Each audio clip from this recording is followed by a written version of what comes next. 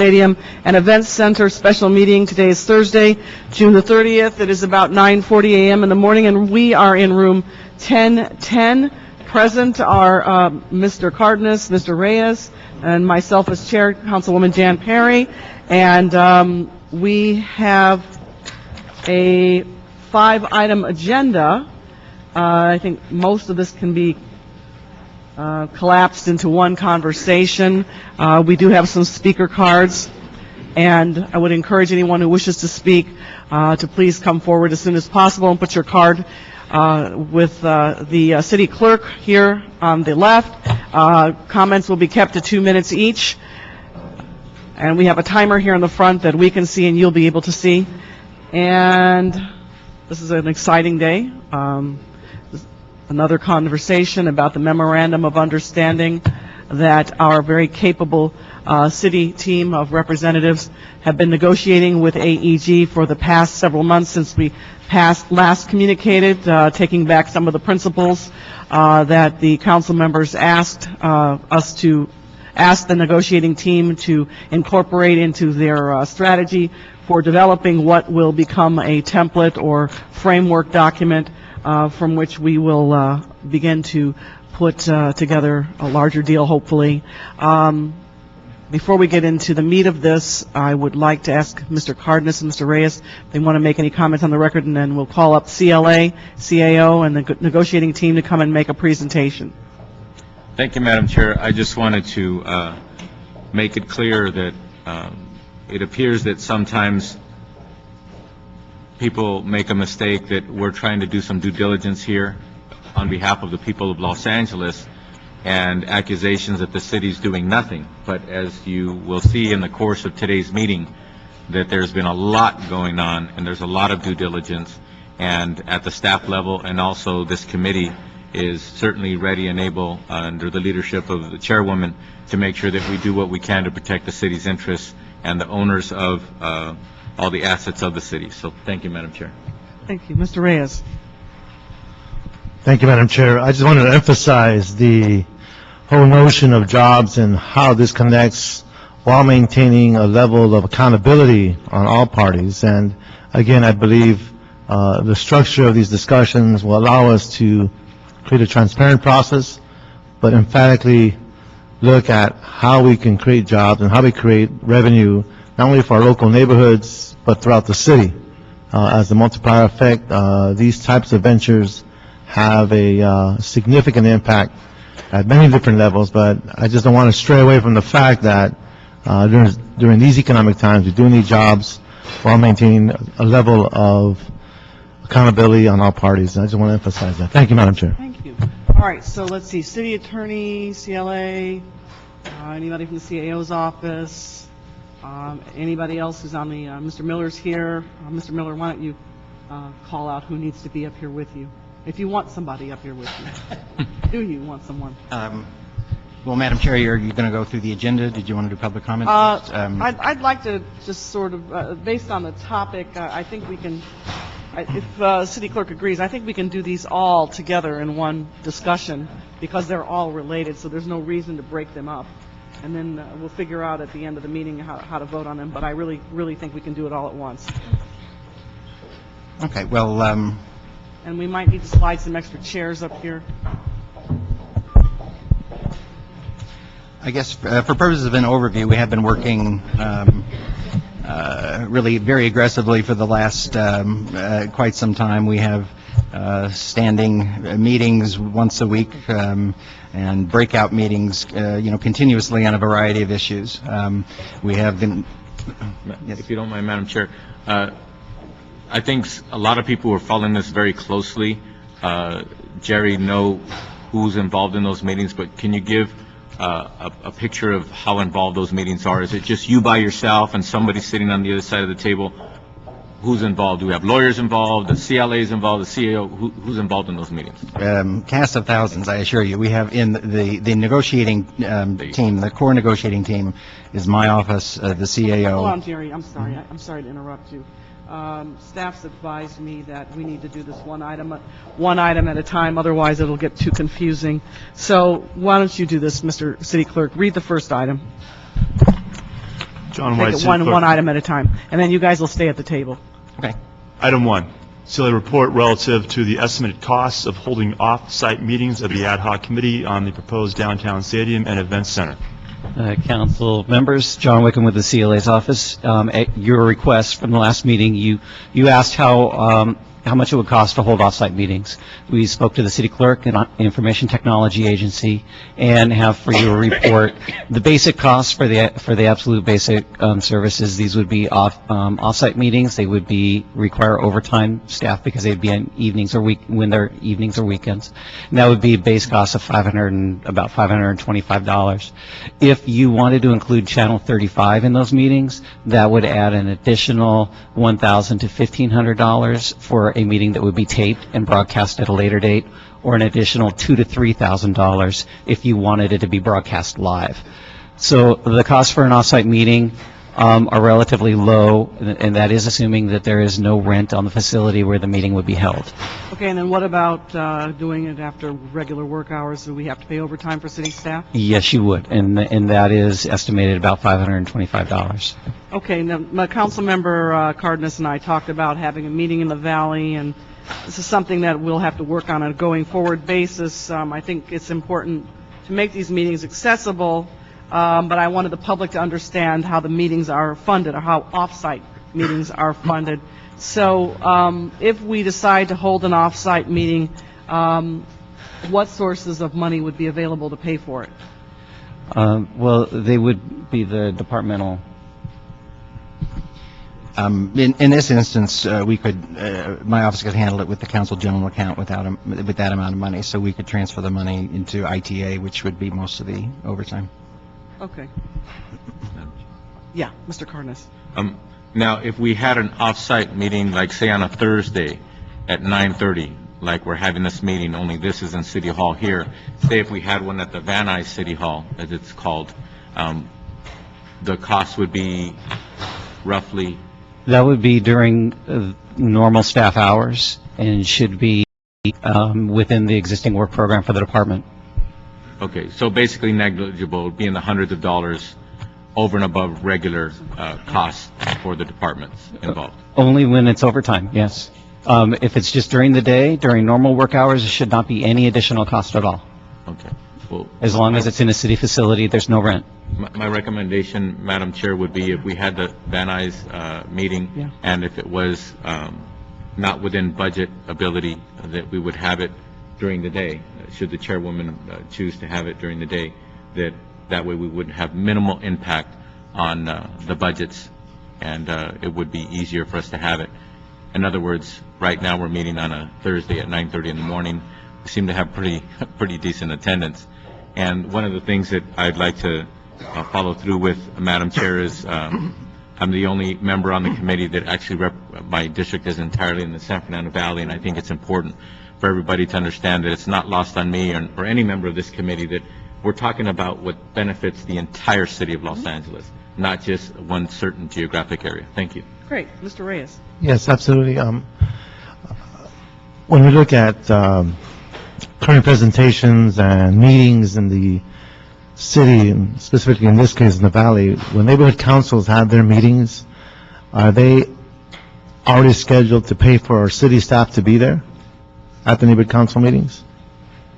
In other words, if there's already an infrastructure where meetings are being held, let's say, for example, in the valley, and the neighborhood council would want to host this meeting, couldn't the neighborhood council pay for that meeting as well, since they already have a budget for their meetings? Certainly, they each get annual allocations for things exactly like this, sure. So, Councilor Cardenas, would it be appropriate to ask if the neighborhood council want to host it so that minimizes impact on general funds, since they've already allocated X dollars for meetings? Is that something that would be within the comfort margin of the council? I think that's a great idea. The one thing that I would hate to be misinterpreted is that would be that we weren't willing to have a meeting, and only because a neighborhood council was willing to pay for it did we Right. have a meeting. Would be- I'm just saying, Yeah, I hear you. crazier interpretations have occurred when it comes to how how our due diligence is We interpreted. could chalk it to cost efficiencies. No, I understand. Don't get me wrong. Whoever wants to pay for a meeting, I welcome it, but. All right, great. We've just been joined by Mr. Rosendahl, and we're completing item 1. Hello, everybody. So if there is no objection, we will approve that, or note and file that report. And, Mr. Clerk, if we can go to item 2, please. Oh, wait a minute, hold on. I haven't talked about it. Mr. and haven't Rosendahl, wait, spoken. please. Okay? Right. We also have 2 cards. There's a little bit of confusion this morning on the cards. But I do have 2 cards numbered 1. So I will call them up after Mr. Rosendahl speaks, and then you can speak on the public record. Mr. Rosendahl, item 1. Good morning. Just a point of order first. I prefer this meeting to be down on the main council floor with the TV cameras so everybody can see everything, so everybody can understand and get a feel. The more people understand what we're doing here and appreciate the transparency and openness of the process, the healthier the process will be. So just a point of order. I think more cameras, more opportunity is a good thing. Secondly, just as a backdrop on that, I want to make sure that the rules that we have and the process that we have is openly discussed. And probably the most exciting part for me was we held a town hall in my district where Lewicki and his team made a fabulous presentation. People could listen and learn. And then people got up and talked about it. And I'd like to propose that he presents this to the full council so that the entire council can talk about it and discuss it as an initial backdrop, and then bring it back to committee for specifics. I can tell you this, from my experience so far in this issue, and I've spent a lot of time on it, I certainly like the idea of taking the convention center and expanding it and making it from 15 to number 5. I like the idea of bringing a team to town. Yeah. I like the idea of continuing to build downtown. But my big issue is, how does it all come together, and what is the role of the taxpayer? So just as a backdrop, I think more transparency and openness. Okay. Mr. Rosendahl, we're doing this one at a time, and the item we're on right now is the issue of whether or not to hold off-site meetings. So, and then the costs, and the staff made a report on how much it costs. Yeah. Okay. And I was just hoping maybe my colleagues could make opening remarks. Well, they did. did. We already did. Yeah. Did you? Yeah, we did. Meeting started Yeah, about. yeah, Welcome yeah, aboard. yeah, thank you. All right, thank you. Mr. Nelson and Ann Williams, Greg Nelson, Ann Williams. If you don't all have to get up, I just, apologize for confusion. My comments are general. I'd be happy to wait until you take them as a group. okay, that's great. All right, let's go on to item 2. Do you want to make it now, or you're specific? Okay, great. Get me done and get me out of the way. Greg Nelson, retired city employee. I'd like to, in my brief 2 minutes, make 7 suggestions. For This is on item 1. This is on item 1, Okay, on the off-site meeting on and the the cost. off-site meetings Okay. and the transparency issue. Well, we're not talking about Greg, please. Will you I'm ever- trying to, yeah, yes, we will. And you can save that for general comment, but I really am trying to keep this meeting on Okay. track and on focus. Then in well So- under 2 minutes, just on item number 1. Off-site and specific- costs. The idea of having meetings in the valley, for instance, or someplace at a different location is highly commendable. Van Nuys City Hall, we know, works. The problem is if you have any meeting during the day, it makes it extremely difficult for a lot of people, especially those who work or are transit dependent, to be able to come and participate in those meetings. One of the alternatives is to use flex time for the city employees, so you don't necessarily have to pay overtime to everybody. Another alternative, if you don't want to be in a place like Van Nuys City Hall, is to stream it online. I've seen that done many times in meetings. But nevertheless, the costs that you were discussing here are the kinds of numbers that get rounded off in this discussion. I mean, these costs are minimal compared to the numbers that we're talking about. Thank you very much. I think it was important for the public to know that. Thank you. All right, so that marks the end of number 1, and if there's no objection, we will note and file the report on item number 1. Let's go on to item number 2. Mr. Clerk. Item 2, CLA and CRO to present verbal report. relative to the selection of consultants and a request for authority to increase the consultant contribution from AEG from $250,000 to $400,000. So at the last ad hoc committee meeting, we discussed the possible need for a consultant who can value the signage revenue and a planning consultant who can examine the area surrounding the convention center. And Mr. Reyes will speak for himself, but planning tools that will help remove the wall imposed by the Harbor Freeway. And I am also very interested in reviewing the Washington Boulevard area that is just south of the 10 freeway. And I want to know today if we do have consultants on board to study signage revenue and planning issues, and can the CLA and CAO give us an exhaustive list of all consultants that have been retained and what their functions are?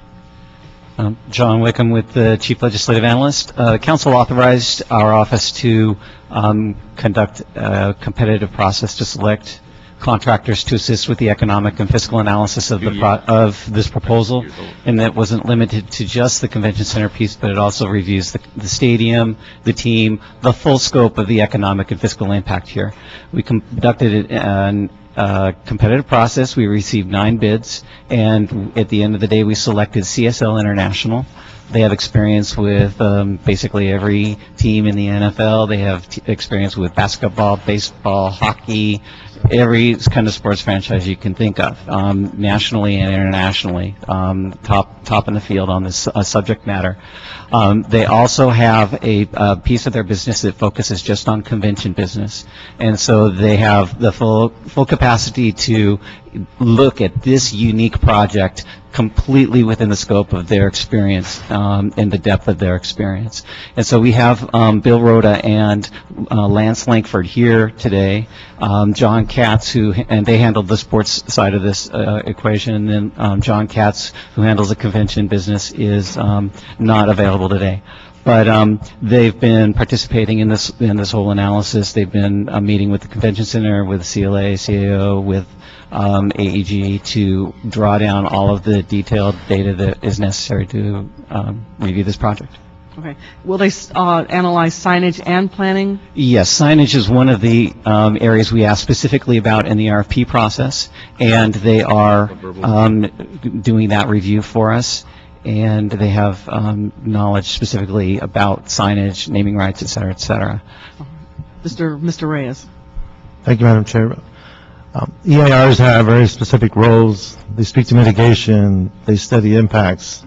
But we also have directives that have been established where we look at how you break that cement barrier called the Harbor Freeway in a manner in which you use planning techniques, planning tools, developing new environments for the future.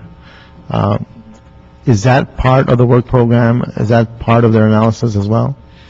No. CSL is not handling the planning issues. I do know that that's an issue out there. You may want to call the planning department up. I know that AEG does have a major project agreement with planning, which is common. But no, the CAO and CLA consultants are not handling the planning work. Okay. I just want to make sure we understand who has which part of the process here. Thank you.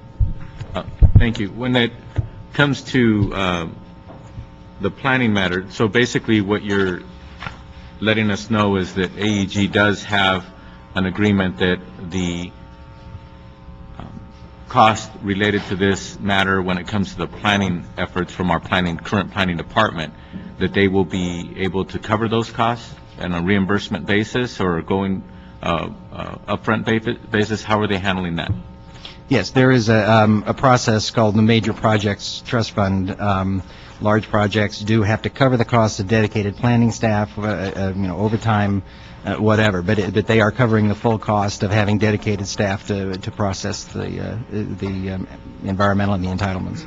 And in your discussions with AEG in the meetings or any electronic communication or what have you, have they balked at that in any way, or have they given us any signal that they're trying to cap us or they're trying to warn us, don't spend too much money or what have you, or have we had any of that from them at all on that point? No, none at all. They're perfectly or completely engaged in the planning process and no objections at all. Okay, so I just wanted to make sure that we understand if they have any objections or anything that would cause us any concern that they're not going to want to cooperate. So basically what you're telling us on that point, that they are fully cooperating and they understand that those costs are going to be borne by them. Yes. Okay, thank you. Mr. Rosendahl. Yeah. Good morning, Jerry. Good morning. Thank you for your work so far. I'm hearing good things about it. What's the name of the group? CSL? Yes, Convention, Sports, and Leisure, CSL. And how much is their contract? It's currently $200,000. So that's $200,000 that came from AEG to pay for it. And what process did you go through to pick this group? We released a request for proposals that was posted on the LA Business Assistance Virtual Network, so it went out to the hundreds of firms that are signed up on that. They received notice. We also specifically asked for and did research into the people, the firms that do this kind of work, and we had a list that we sent notices to as well. They had 6 to 8 weeks in order to review the proposal we had prepared and to submit a plan to us. We received 9 of those, and the CLA, CAO, and Convention Center sat down, reviewed those. We conducted extensive interviews with the top candidates, and then You say we. Who is we? CLA, CAO, Convention Center. And then at that point made a recommendation to retain CSL. And you base that on, Their experience, extensive experience. are they here in the room? Yes, they are. I'd like them to come up, please.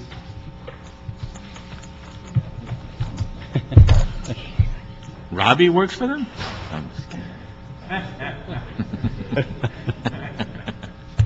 I know they're good. Good morning. Good morning. I just remember when Zeb Yaroslavsky said his mistake was back in the old days that the consultant really convinced him and he realized he shouldn't have listened to the consultant. I remember Zeb saying that in some talk show somewhere. So tell me about yourselves and why, and what you see, your scope of work, and what you hope to accomplish. First, your background. Who are you? Sure, my name's Bill Rhoda. I'm the principal of CSL International, which stands for Convention, Sports, and Leisure. We're a firm that's headquartered in Minneapolis. We also have an office in Dallas. And we really bifurcate our services into the sports industry and to the convention industry. So we focus on the due diligence related to the construction, the operation, the renovation of what we call public assembly facilities. So any facility that is sports, convention, entertainment, those types of venues. What have you done so far in big cities? We have basically worked on every major NFL project out there, both for the public sector or for the team. Specifically, we were involved with the Dallas Cowboys for about 15 years on all the due diligence related to where their building was going to be, the revenue streams, the economic impact. We were involved in the New Meadowlands Stadium from the early days of taking a look at renovating the football stadium there, to the eventual business planning of the new building, to the actual implementation of the revenue streams, including the PSL program and the private suites. We were involved in the Santa Clara Stadium. So the 3 most recent NFL buildings that are being built or were built, the most expensive ones we've had involvement, we're involved in Minnesota, we were involved in Arizona, Detroit, Atlanta, Indianapolis, Green Bay,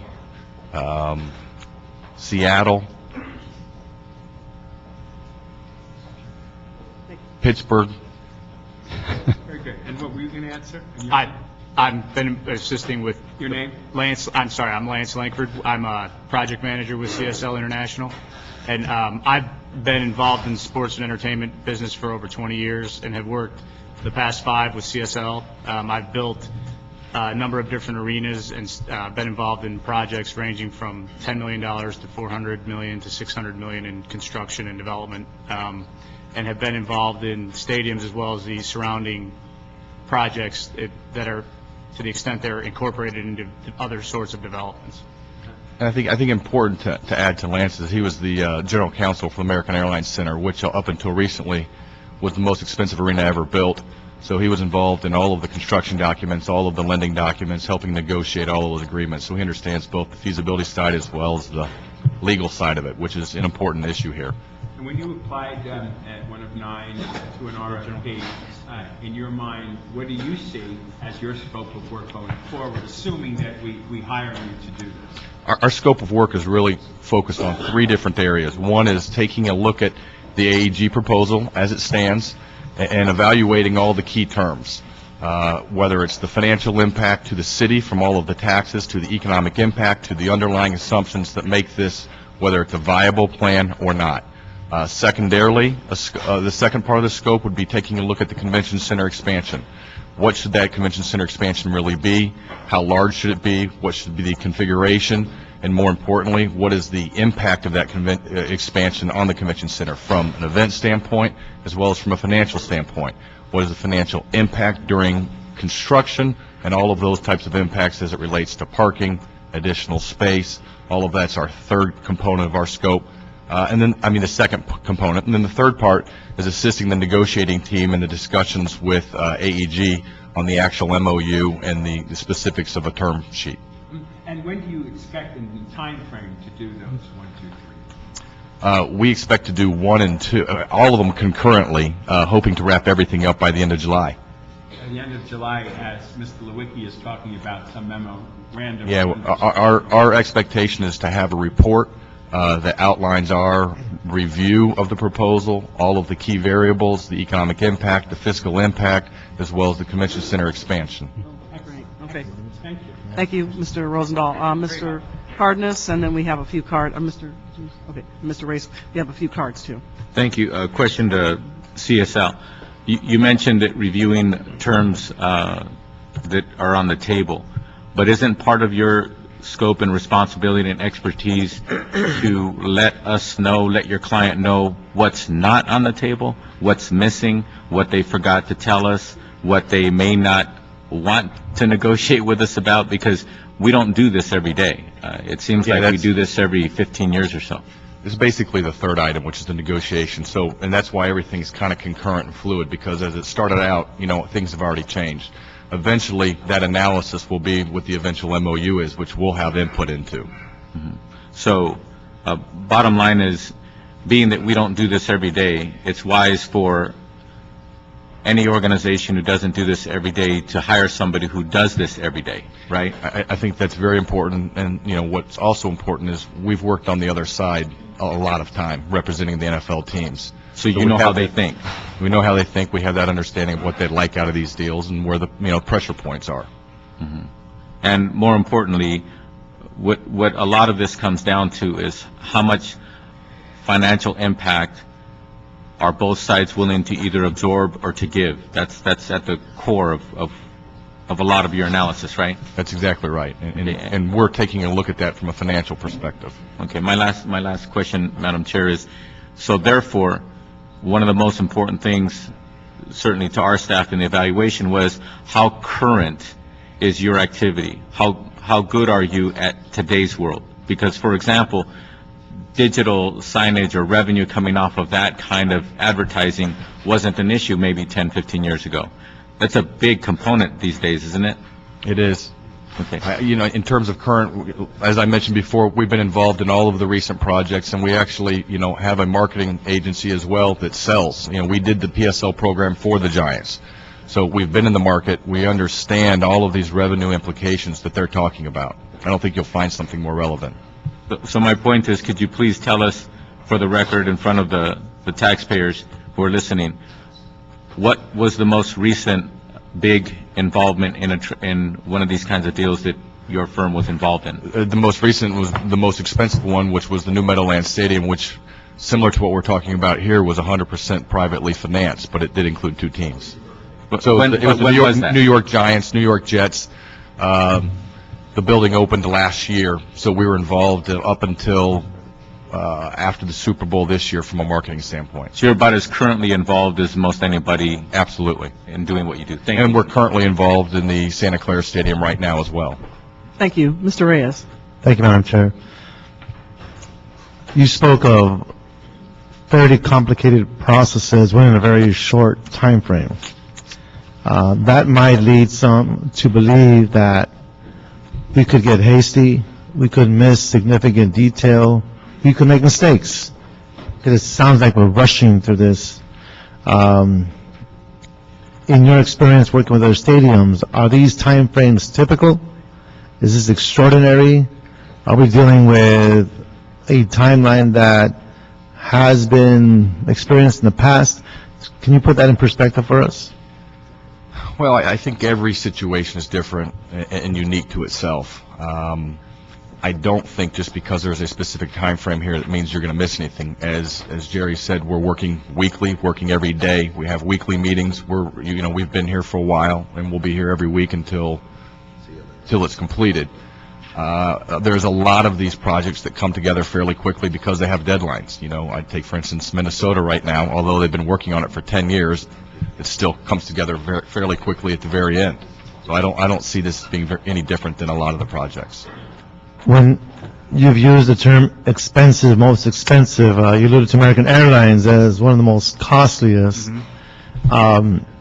This is in the context of the price tag of the structure itself. It does not mean the price tag or the cost on the taxpayer. No, exactly. It was the total project cost at that point in time. When American Airlines Center built, it was $412 million, which was the most expensive. The new Meadowlands Stadium was $1.6 billion, which heretofore has been the most expensive NFL stadium built today. And, from that standpoint, the public taxpayers had zero exposure.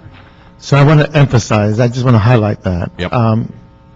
Those who have selective listening could be hearing that when you use the word expensive and costly, that means the taxpayer will pay for it. That is not what you're saying. That's accurate.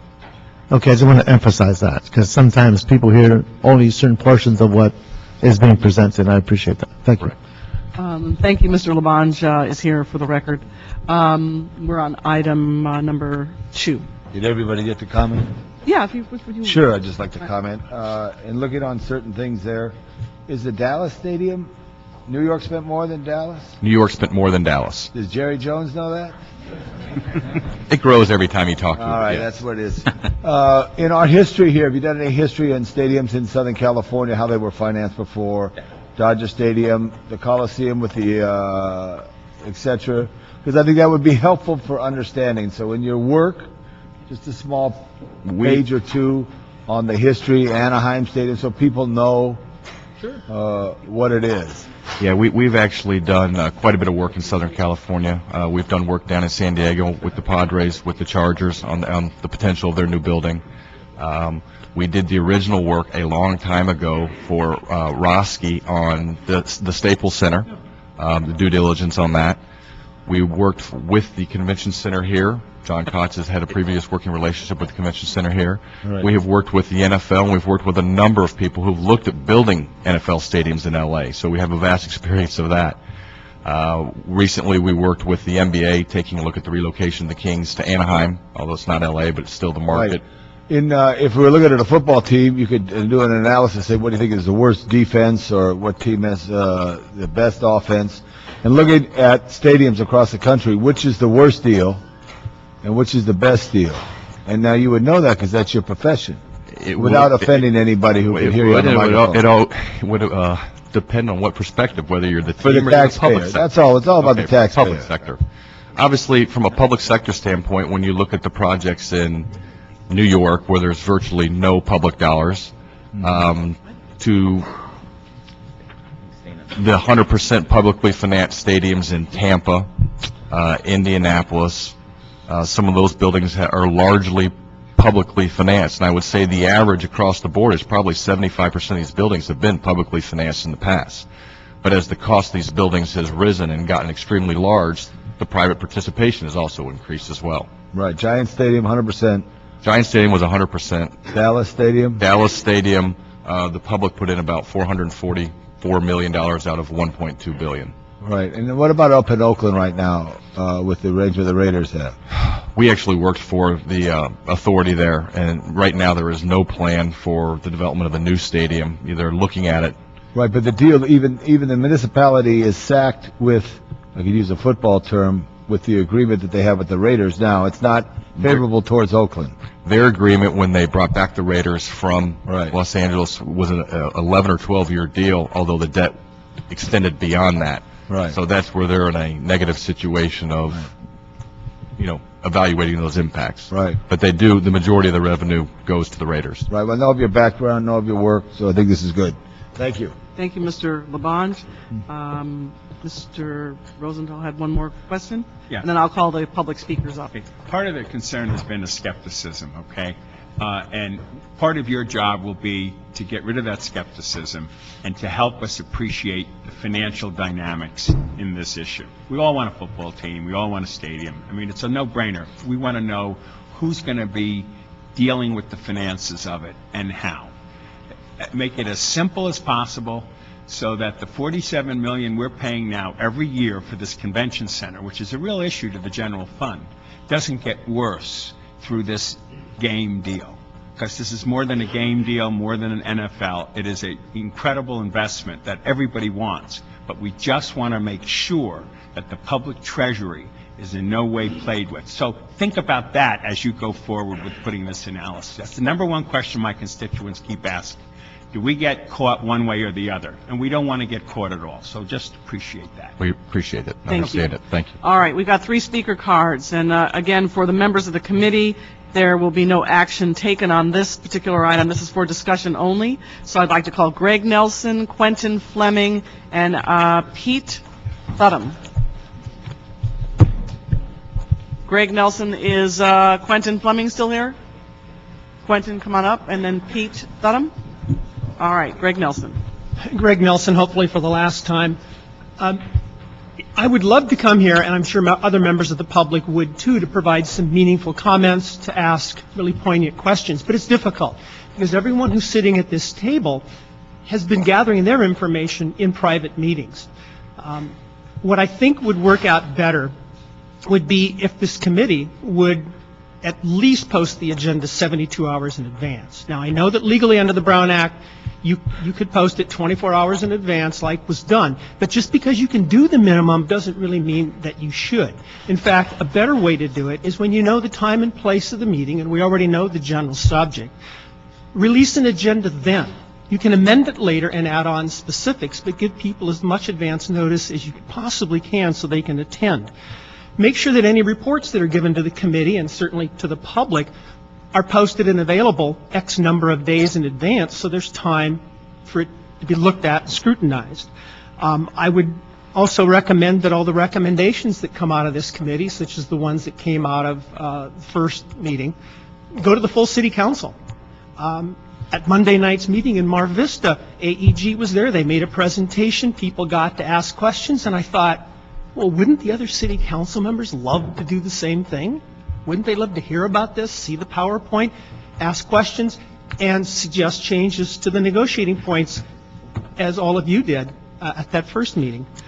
And lastly, a couple days ago, the transportation officials concerned about the impact of the closing of the 405 that's coming up provided an online chat opportunity. During certain fixed hours, people were able to go on their computers, ask questions of transportation people who would give them real-time answers. That could also be done here and be done very, very easily. In fact, if you were to ask the Information Technology Agency, they could tell you all these wonderful technologies. Thank you. Quentin Fleming. Hi. Thanks for the opportunity to speak. I'm hoping that you'll listen to the full context and not take a soundbite because I'm often misquoted. What I'm here to do is I want to help you do the best for the city. For the record, I have never said in any forum that I'm against football and this stadium project. Absolutely never said that. What I want to do, though, is make sure that we get our numbers correct. To be specific, what I'm concerned of is your consultants just rattled off a bunch of projects that have been absolute disasters.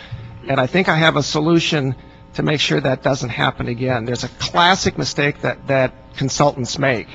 I've presented to Councilman Rosendahl and his staff, and actually had a nice conversation with Bernadette Lewicki after the Monday night meeting, and I handed her a copy of it.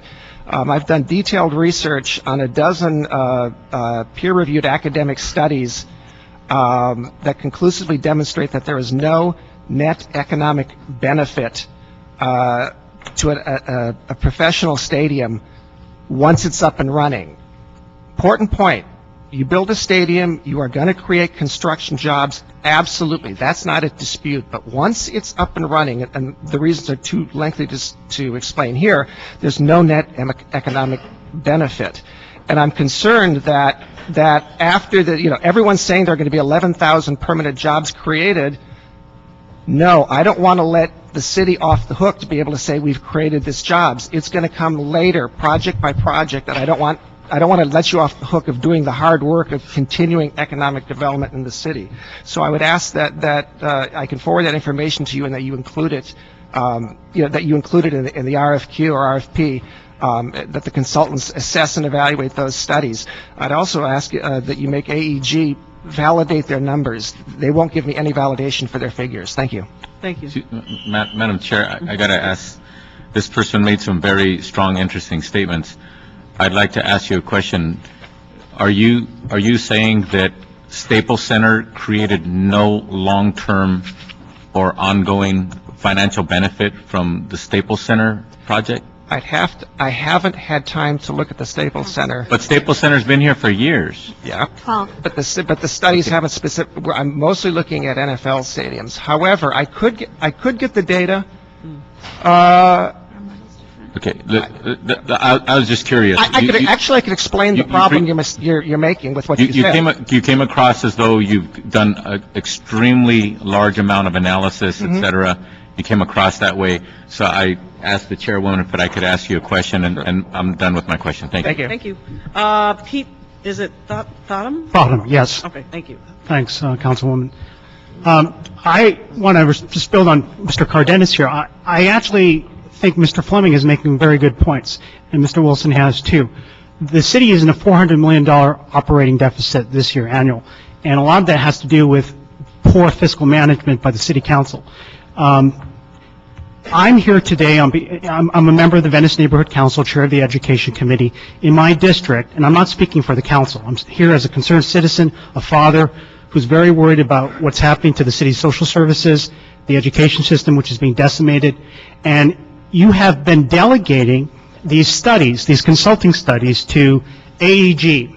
I used to work in the real estate industry as an attorney, and I know that appraisals for banks are often made as instructed. I'm very concerned that these rosy projections that Tim Lewecki and AEG and the council members are giving to the public are not being vetted properly. I was at the Monday meeting in Councilman Rosenthal's district. I think that meeting was excellent, was outstanding in terms of the information for the first time provided to members of that district. I think each of you needs to do that exact same meeting in your own respective district so that the public, the taxpayers, the stakeholders in your district get those numbers and that there's some visibility, transparency, and accountability. Mr. Fleming's points are not just academic. The guy who spoke from the consulting firm said he did the study for Staples Center for Roski.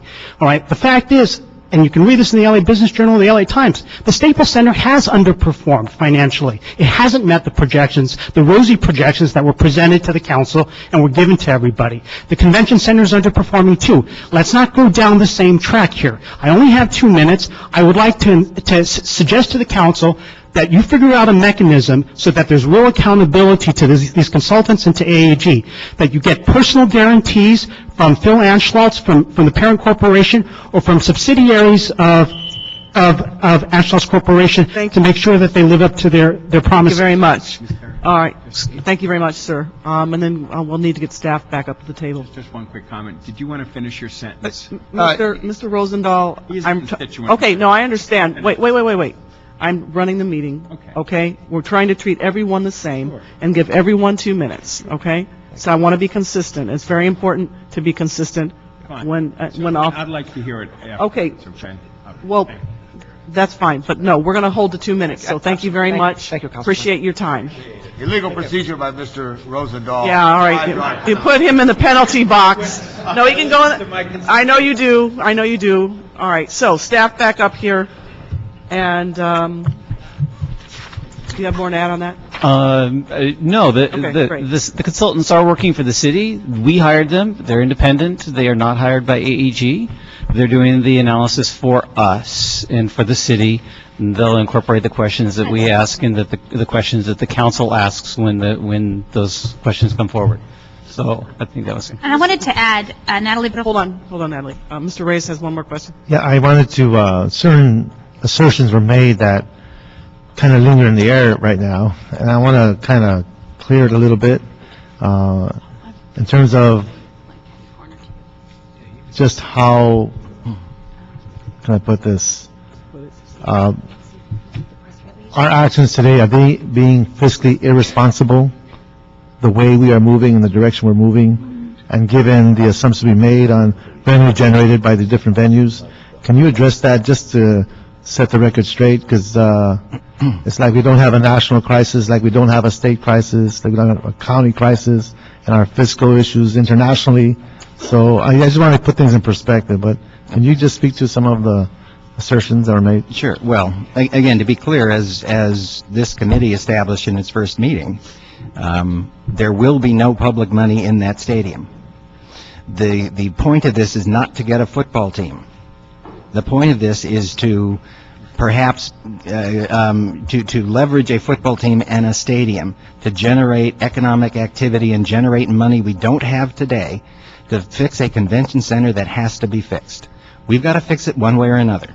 We can either do it with our existing money, or we can try to see if this project will work, and we can do it with money we don't have today. As John said, the consultants are working for us. I will also say that, with all due respect to AEG, the presentations they make on the deal that they propose in public are not necessarily the deal that that Miguel and I will recommend to you. And that's all part of the negotiation. So the public shouldn't assume that because AEG has put numbers out that they're not being vetted, that they're not being independently looked at, and that at the end of the day, what is being talked about publicly is going to be the final deal. Okay, great. Thank you.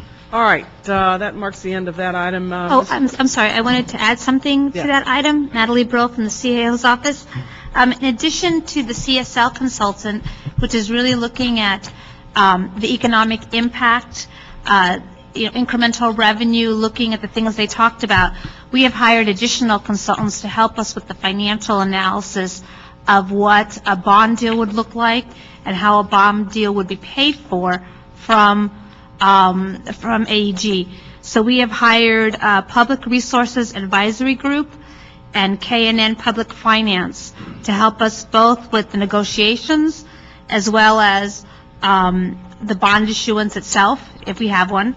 And we're also doing our own appraisal of the land where the West Hall sits. That contract would be $280,000, including the appraisal for $40,000. And the appraisal was done with the assistance of the city architect, asking the architect for names of appraisers, looking at appraisers that we've looked at in the past for other municipal buildings. In addition to that, we have hired bond counsel who have dealt with the convention center since almost its inception to help us look at all the issues surrounding the convention center and how we can legally issue bonds for the convention center and what that means with the revenues from the stadium. And we've hired bond counsel. Again, there's two types of issues for bond counsel, like there are for the financial advisors. One of them is the negotiations, and that's $250,000. And then for the actual issuance of the bonds, it's $180,000 if we get that far. So the CAO needs about $710,000 for all its consultants to do all the financial analysis and work associated with the convention center. Okay. And that's about right for... Thank you. Were you done? Sorry. Okay. Mr. Miller, the item before us today is a request for authority to increase the consultant contribution from AEG from $250,000 to $400,000. And that's what's before us today. And even though we're not actually taking an action on the matter, that it is a discussion item only, can you just ID very quickly why the need for the increase and also the source of funds? again?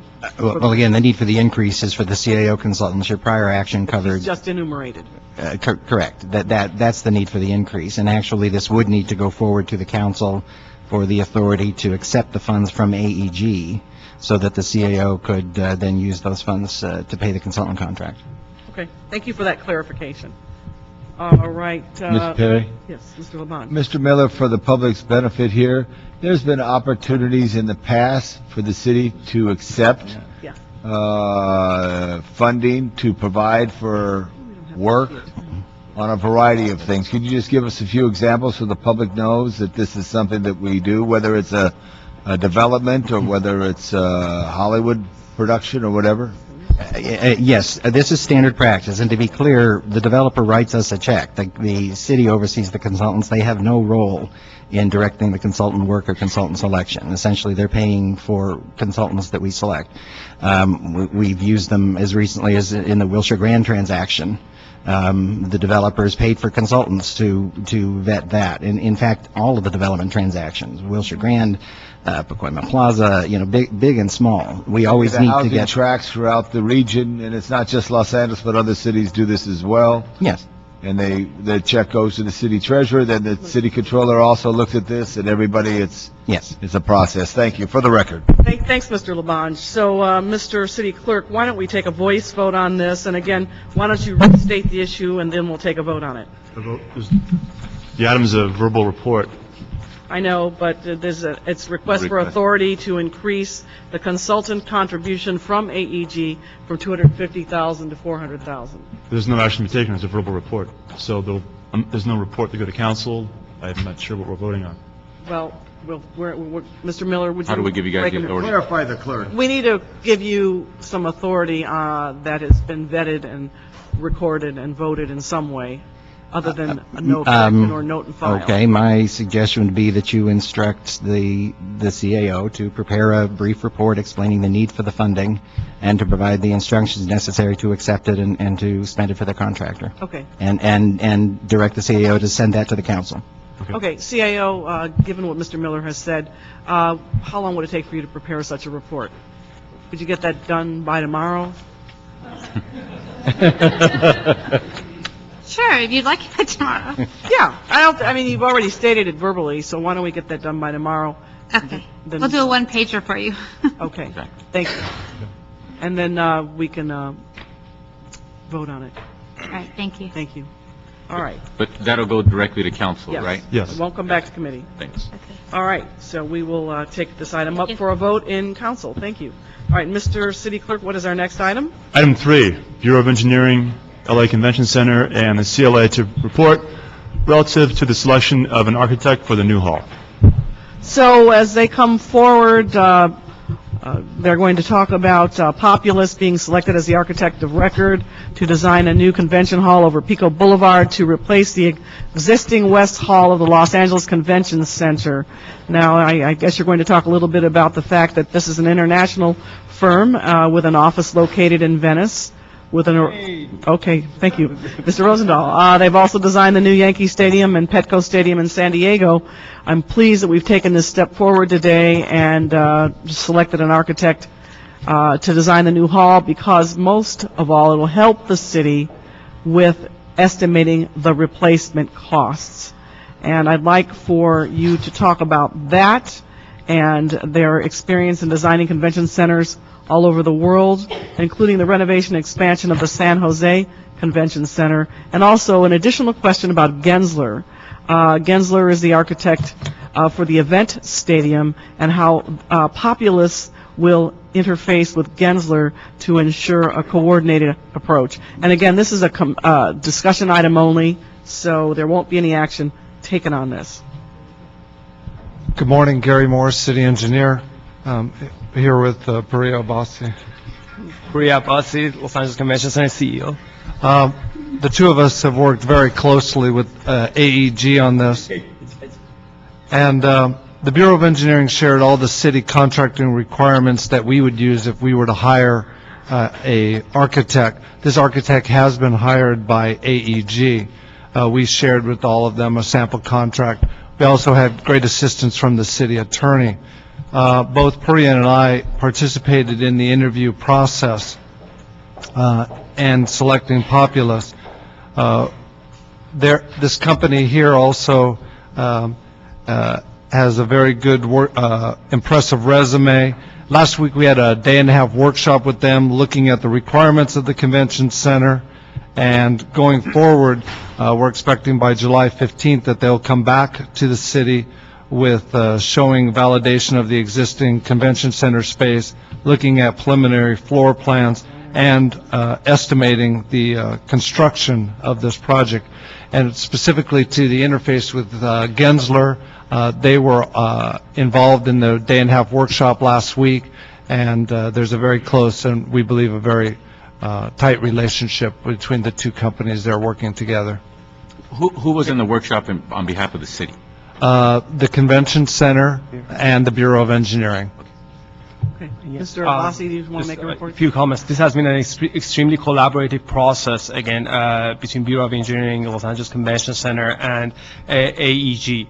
For the project to work after it's done and to operate well is extremely important for all parties involved to understand the functionality and the architectural design of the stadium, the event center, and the new convention center have to be integrated. And that's the reason that both architects have been working together. I think it started last week, and we have a very tight time frame for them to look at the basic requirements and come up with a program and program costs. And from what we have seen thus far, we're confident that we will be able to, at the end of the day, produce a design that's going to meet the demands of the convention center and obviously integrate into the event center.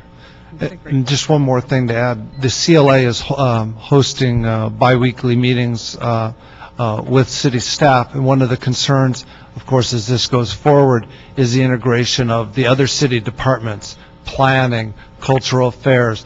And so I just want to compliment the CLA and their leadership on this, and we'll be having a workshop with the other departments and with Populous very shortly also. Okay, great. All right. Yeah. Did you want to ask a question? What's in Venice Boulevard? What's underneath it? Do we know right off the bat? Any restrictions, any big water lines, any big power, any problems? Pico Boulevard? Pico, excuse me.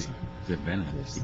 There is none that we are aware of. Now, then just check that going out of the box. Make sure that this is a viable opportunity Certainly. so that you go for there. And we're not talking about the stadium, we're talking just about the convention hall expansion. And Gil Lindsay Plaza, what happened to Gil Lindsay Plaza? That is also part of the discussions. Actually, Gilbert Lindsay Plaza was going to be looked at, given some monies that were becoming available from the state last year to basically make it more of a community, green space. And we are looking at that currently with AEG and the other city folks, including CRA. And we have integrated that as a concept for discussion with the architects' Populous. Does it have status as if it was a park monument, or is it just a monument for the convention center? Meaning, if it had to be relocated or moved or enhanced in some way, are you free to do that, or are you restricted?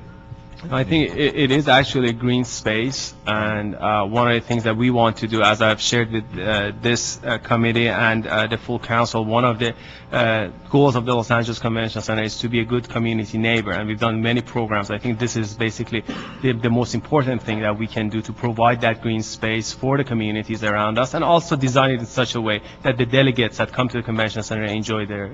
Well, have it make sense to those, to remember Mr. Lindsay for what he fought for. Yes. And what he would believe in all.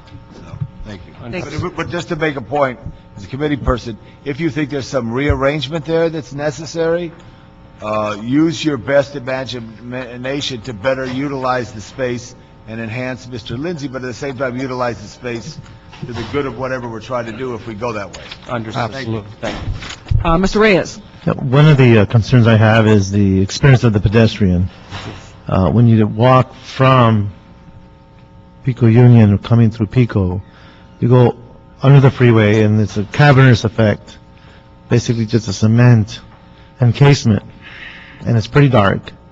And then if we're going to be moving the hall over Pico Boulevard, there'll be another cavernous effect. My question to you is, as we have these discussions with the architects, will we be prioritizing the experience of the pedestrian, those who are parking and walking to the stadium and to the convention, or the residents from Pico Union coming in there, or from the city of LA in general? Again, I think we have missed opportunities in not bringing to life or bringing some sense of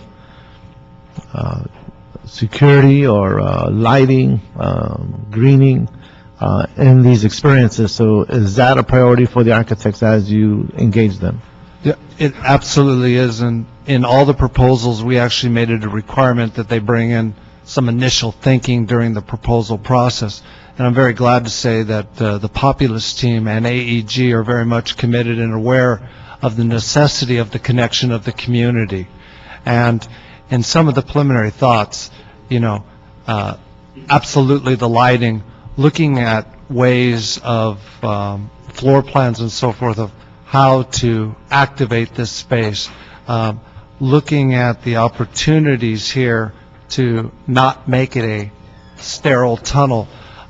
We're very fortunate in that there's 1% for the art is part of this project, and looking at how artwork could be integrated. And so those are some of the preliminary thoughts. And since the architect was just hired, but we're also very excited to make that a space that is very much of a public space. Councilman, I'm sorry. I can assure you that engineering has been very forceful with AEG, with their consultants, with their architects on the importance of that question about pedestrian-friendly issues. And we've sent over to them, that's why we've also engaged Cultural Affairs Department, because they have responsibility for looking at some of those issues as well. And we've shared with AEG the guidelines that the City Council adopted, that Cultural Affairs implements concerning those urban design issues as well. When we look at the interplay with stakeholders and constituents in this scenario building, is there any time slotted for some level of interaction with the stakeholders as we go through those design discussions? Certainly. As I think was pointed out previously, there is going to be a series of meetings. One of them is going to be towards the end of July, that we are actually bringing, stakeholders in the planning department, in the cultural affairs department, and all other city entities. And community stakeholders as well? Yes. Okay, Bring thank them in you. and have them opine, and, we'll have a presentation made by the architects. Thank you, sir. All right, thank you. Mr. Cardenas. Thank you very much.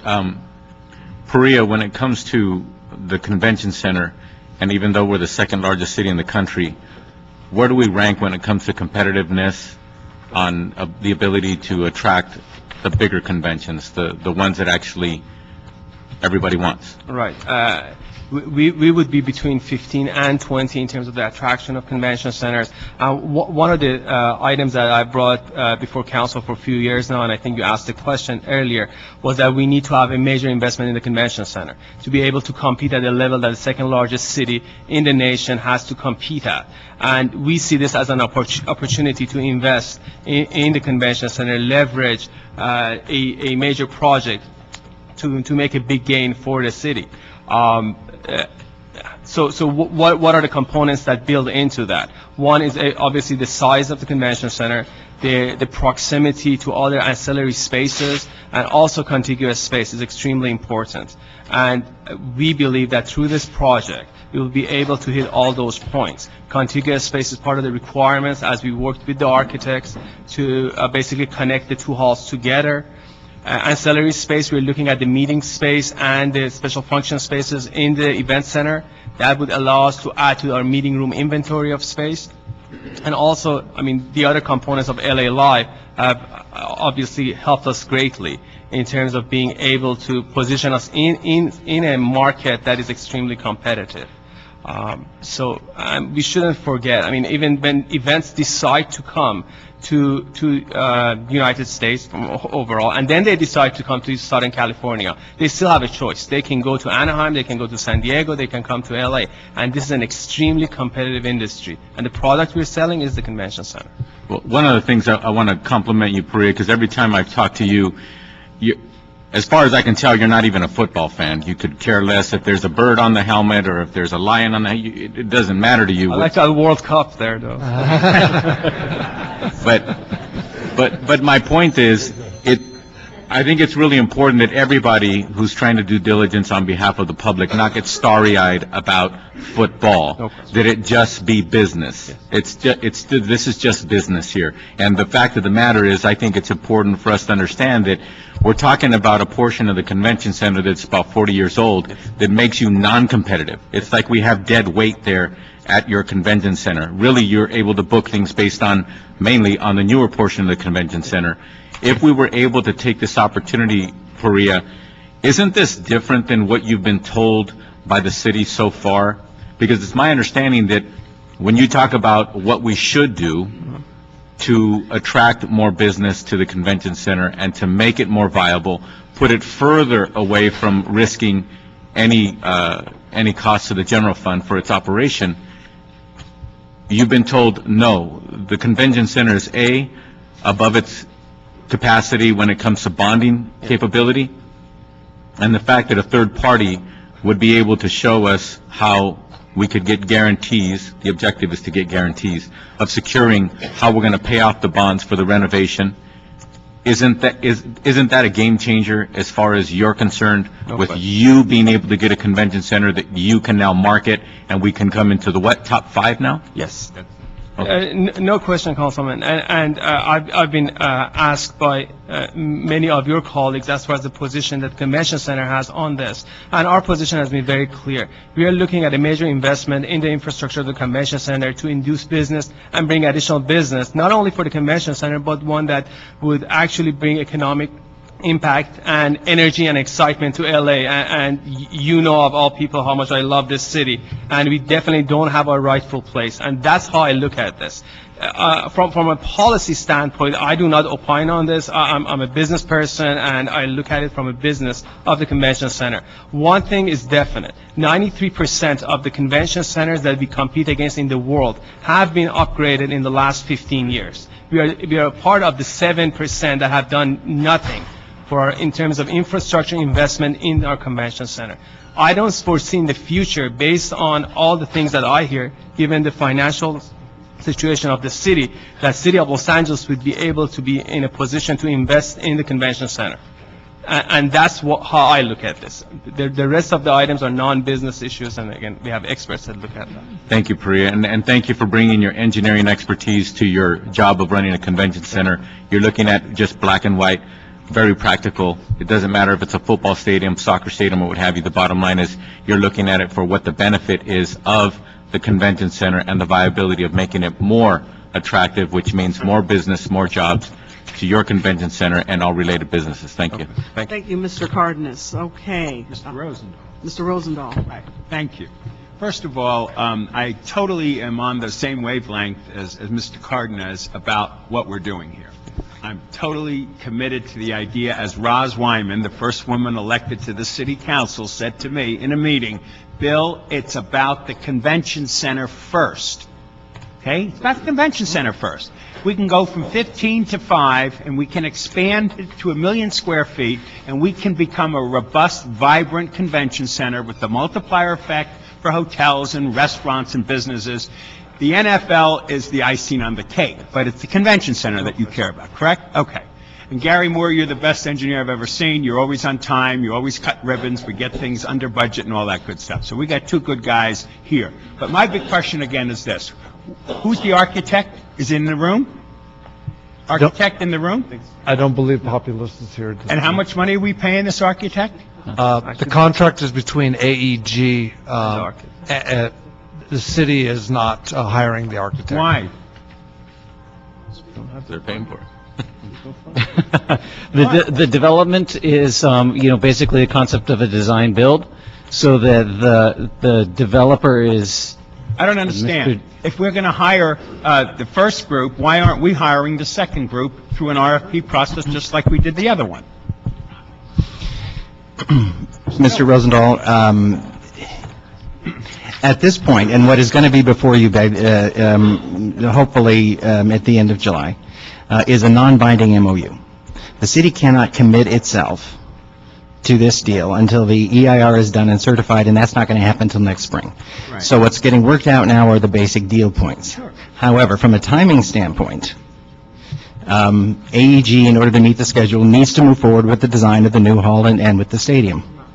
So they are paying for and contracting with the architect on their own dime with no assurances that they will ever be reimbursed for that money. I So don't care about the money aspect of this deal. I care about the city's involvement with an architect, Mr. Reyes, who's a planner, doing it all of his life, that we have something that we as a city believe is the right architect. Why are we letting the AEG make that decision? We should make that decision just like we made the other. If not, explain why. the decision was made collaboratively, as you said. Mr. Abbasi was part of the discussions. Mr. Moore and his staff were part of the discussions. It was a joint effort to identify the architect, to interview, to look at the plans, et cetera, and the city team, the city managers of these departments signed off on the selection of that architect and are going to be part of the entire process in making sure that it proceeds. I like that, because all I have is one paragraph. We have no paperwork, nothing on it. So explain what you two guys went through to pick this team over, this group as architect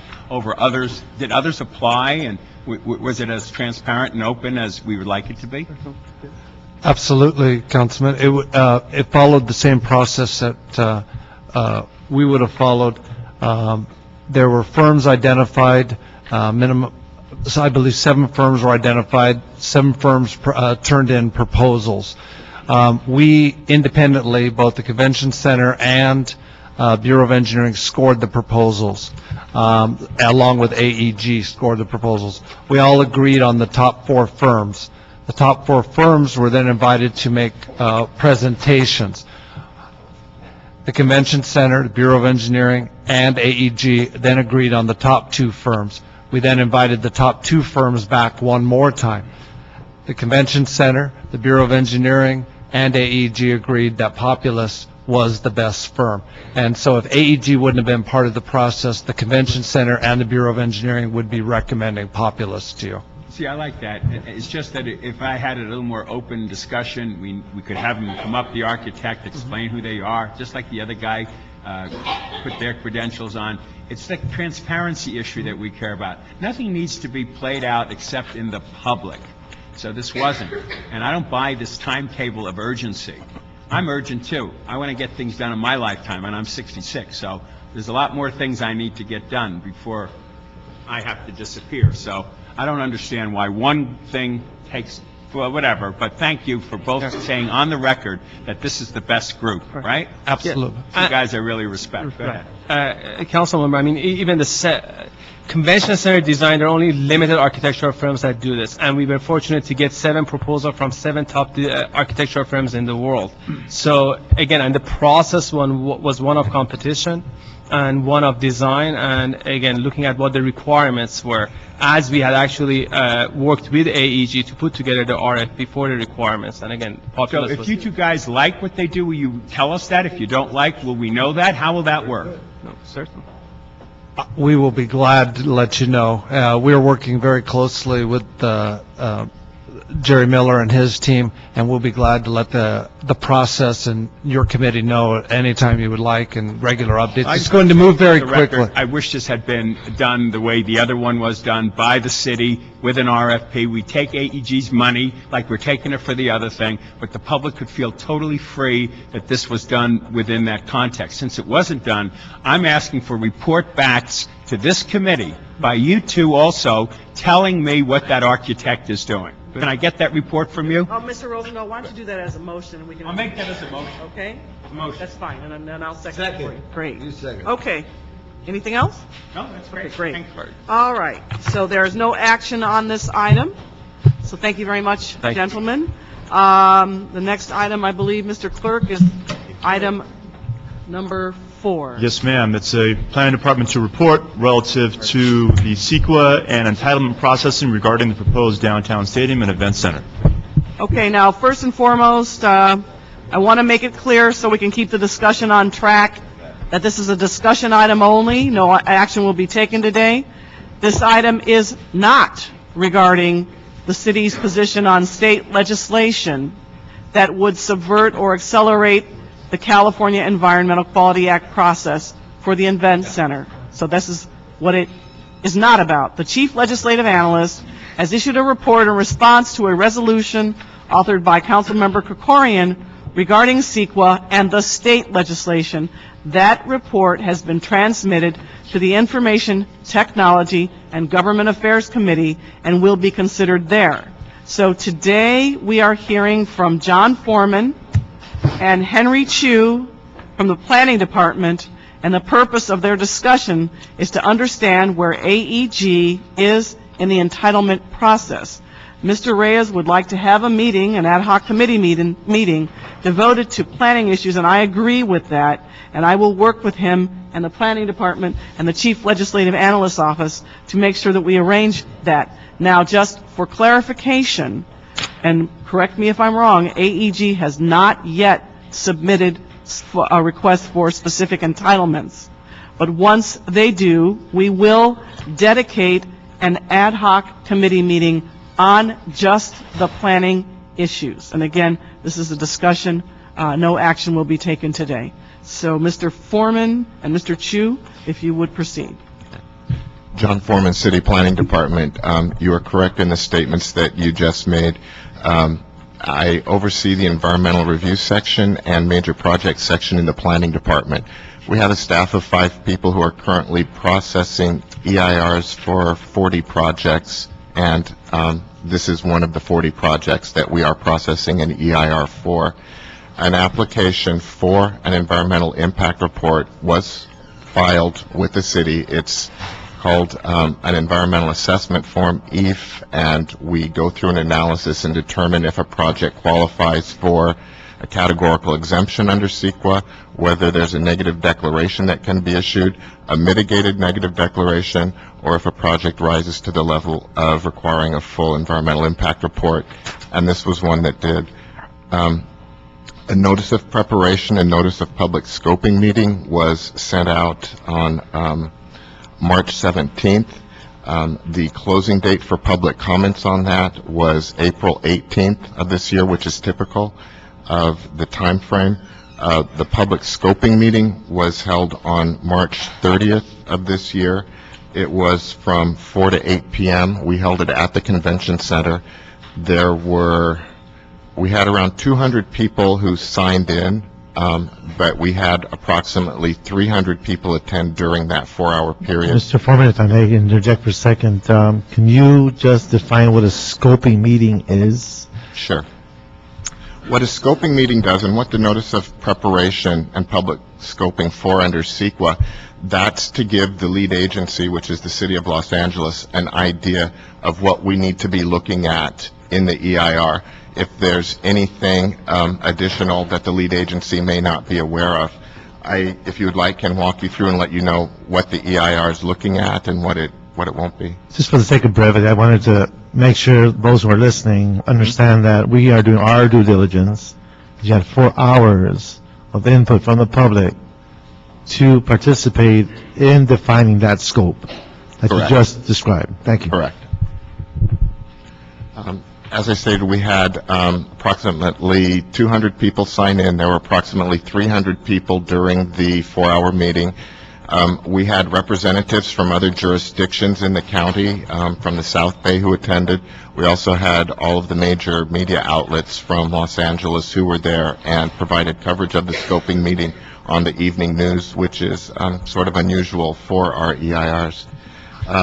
Just so the committee knows, the EIR will be looking at aesthetics, air quality, cultural resources, geology and soils, greenhouse gas emissions, hazards and hazardous materials, hydrology and water quality, land use and planning, noise, public services, transportation and traffic, utility services, systems, and those will be the areas that will be the focus of the EIR.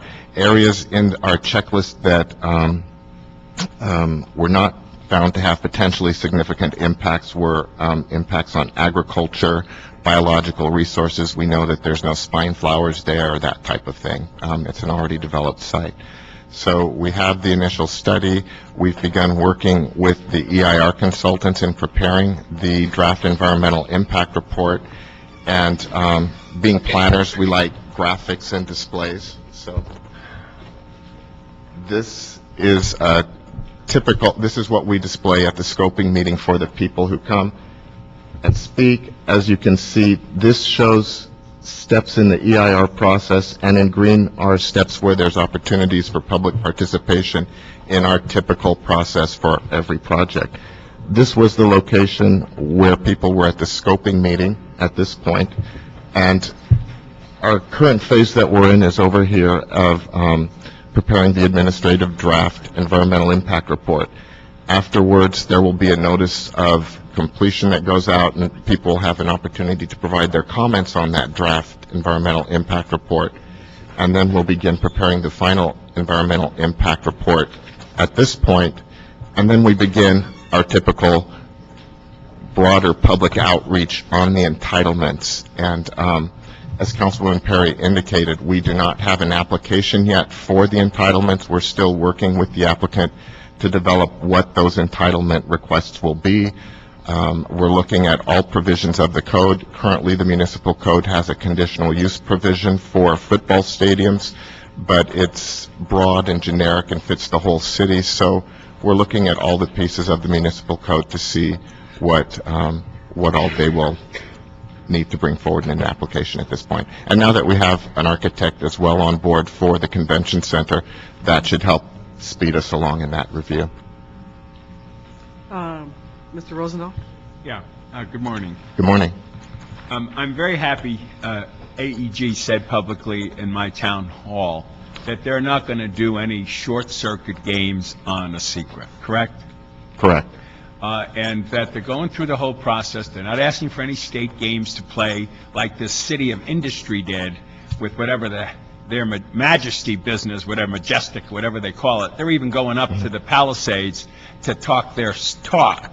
Are we going to do this CEQA in such a way, and so open and transparent and comfortable, that if this industry crowd want to sue, that will give protections for our process and for AEG in that, so it doesn't delay the project, assuming that we do the right CEQA and everything is kumbaya on that? Well, that would probably be more of an issue for you all and for the city attorney and the CEQA attorneys. The planning department is going to prepare an environmental impact report. We have begun preparing like we do for 39 other projects that are in process right now. And is the city attorney, CEQA lawyer in the room? Ms. Usher? No. She's not in the room or in the room? Will someone from the city attorney give me the comfort level that you're working closely with the planning department on these CEQA issues so that the City of Industry and their gameplay doesn't impact a good analysis that we're in the process of putting together? Mr. Rosendahl, for a second. If I may, Councilman Rosendahl, what I'm hearing Mr. Foreman say is that we are going to treat this like any other project in the city. We're going to follow CEQA. We're going to maintain all public hearing. I want to make sure we define the scoping meeting so we understand the level of input that's being allowed, so we're not going to circumvent any point within the CEQA public review process as been stated. Is that accurate, Mr. Foreman? That's accurate, yes. Okay, I just want to reaffirm that. That's perfect. Okay, And Ms. Usher, I'd like your comment about the city attorney's office working with the planning department in this regard. Good morning, everyone. Councilman Rosendahl, Jane Usher, City Attorney's Office.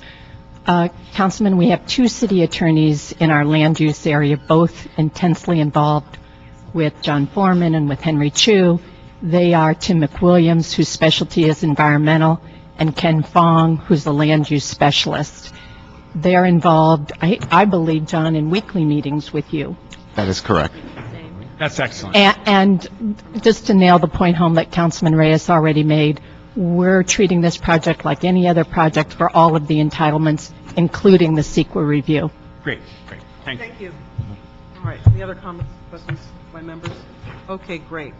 That was again a discussion item, no action to be taken. And the next item is item 5. Now, most of the cards that I have in my lap are not numbered, so that'll go under general comment. There's one item, one card here for number 5. Why don't I, since there's only one card for 5, why don't we have Russell Brown come up, and then we'll have the staff come up, make the report. And then Mr. Miller, you'll be up next on this. Thanks, sir. said mobs. Go ahead, Mr. Brown. Um, Keep the room quiet, please, so we can conduct this meeting. Russ Brown, Executive Director of the Historic Downtown Bid, and also previous with Downtown LA Neighborhood Council for 8 years as President. I'm Chair of the Transportation Committee and also on the Planning Committee. AEG has been a great partner in doing outreach downtown. There's been almost 10 or 15 different meetings downtown. We would look forward, as Mr. Rosenthal said, to have the Neighborhood Council sponsor more meetings downtown, especially with the South Park residents and the other folks. We're going to do a presentation with the AEG with the bid consortium next month downtown, which will be all of the bids and all of the downtown partners. I'm sure both the bids, CCA, and the Neighborhood Council would look forward to any kind of outreach. I especially want to commend AEG on the progressive transportation plan that they've done. They've really created a plan that's not about surface parking lots and just garages, but it's also about integrating into the transportation network that we're building downtown, both light rail, heavy rail. They've also mentioned Dash, Metrolink, and been a great partner on the streetcar.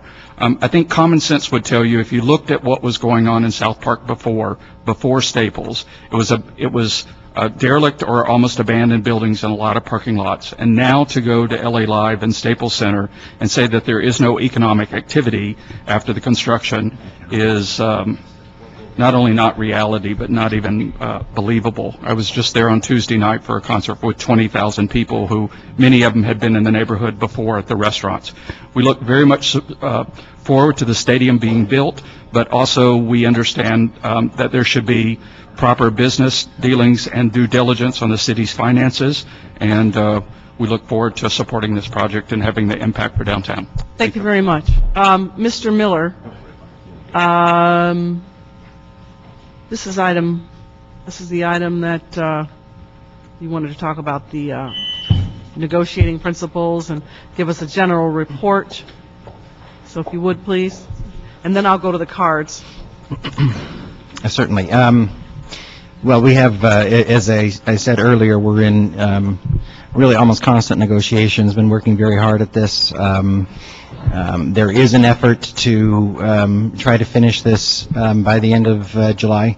I will say that although there's an effort to try to finish this by the end of July, it will take as long as it takes. But we are making good progress. There are a few issues that are still outstanding, 2 or 3. The direction that we need to go on those issues or would go on those issues has a material financial impact on the deal structure. So quite frankly, I'm going to need to brief you and get some direction on where the committee wants to go privately. So I can't discuss the details of those issues. They do have significant financial impacts. All right. Okay, thank you. Anybody else want to make, Ms. CA, want to make a comment? All right. City Attorney? All right. I have a great. question on that. Okay. When you say privately, what do you mean by privately discuss it with us? How does that work? Good morning, Dean O'Connell, Deputy City Attorney. Yeah. This is an ad hoc, what's known as an ad hoc committee meeting. The Brown Act, the specific language of the Brown Act excludes this type of meeting from the Brown Act. And if I could have a minute just to read Sure. the Government Code Section 54952, subsection B states, advisory committees composed solely of the members of the legislative body that are less than a quorum of the legislative body are not legislative bodies. And the Attorney General's Office has interpreted this in its 2002 Brown Act handbook. And the Attorney General has explained that the Brown Act does not apply to a limited term ad hoc committee charged with accomplishing a specific task in a short period of time. In 2005, a local appellate court gave great weight to the Attorney General opinion and published an opinion consistent with this interpretation in Taxpayers for Livable Communities versus City of Malibu, 126 Calat 4th, 1123. So the council and this committee should be commended for having such an open dialogue when really it's been a voluntary open dialogue. All met, so a few ground rules have to be followed in these ad hoc committee meetings. All matters coming out of this ad hoc committee must be framed as advice or recommendations to the full City Council. Must be of limited term. The Attorney General's office has given an example in its handbook as 6 months, but this is such a complicated matter. 1 year would be an acceptable, I believe, limited term. After a year, Council should consider this to be a full, for all purposes, a Brown Act body or disband it. And then matters must not be co-referred to the HCED, TCT, ITGA, Public Safety Committee, just because of the makeup of this body. How about plumbing, he asked? I think there's just one member from Plummer here. Yeah, Mr. Reyes is the chair. Okay, so basically that means that the negotiations, which obviously somebody has to negotiate on behalf of the people, we play that role, but we can meet the 5 of us privately, but then we present it all to the council. And the council, does it have a public hearing so people can understand what these terms are, or no, or how does that work? That's up to the council, actually. This ad hoc committee's task is to figure out all the issues, talk to your staff in the negotiating process, and then report to council. And so how that is framed, that's up to department staff and this body, how you want to present that to council. Well, say, for instance, I'm just being hypothetical here because I'm learning. Jerry Miller and I have talked about the bonding business. We've heard various comments about bonding. We've heard there's 2 types, from what I gather, revenue bonds or general obligation bonds. What are the differences? What makes sense? What works for the city? What is less impactful on our citizens, constituents? Is that public discussion or is that private discussion? How do we do that part? Because that's one of my biggest issues, is the bonding, who's left holding the bag. In that respect, you should follow the lead of the CLA as to what would be more appropriate in a public discussion or private discussion, so that you wouldn't prejudice your bargaining position later. Right. Well, certainly all of those issues are going to be discussed, but the structure of the bond issue, and there are also tax implications, taxable and tax-exempt implications. How that is structured has a material financial impact on the deal. Right. Now, once we move forward and once we understand where the money's coming from and once we finalize an agreement, we will have those discussions. We will have a discussion about the pros and cons of which bond structures are going to be used. So there will clearly be a very robust public discussion on that once there's a proposal to send forward. So then when we have, if the 5 of us meet privately, A, it's okay, is what you're saying. Yes. Okay? And B, whatever we come up with as a negotiating setup, we'll bring it to the council. And are we going to be under are my colleagues going to have to say, well, I want to really study this and say this, and you say, no, there's a time frame? Or how would that dynamic work with my colleagues on the council, time-wise, in terms of the situation on these? Well, again, ultimately, that's going to be up to you, and as we discuss these issues that we need some guidance on, I think how we resolve those is going to inform the timing. Mm-hmm. Okay, thank you. Thank you. All right, well, why don't we go to the cards first, and I'll call, let me see, we have...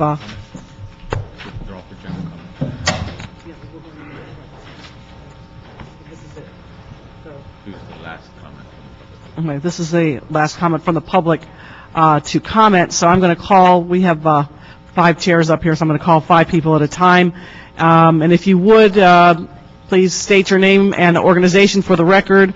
Sergio Medina, William Raleigh, Robbie Hunter. Respectfully withdraw, Madam Chairman. And are you Sergio? William Raleigh. Oh, you're William Raleigh. All right, William Raleigh withdraws his card for the record.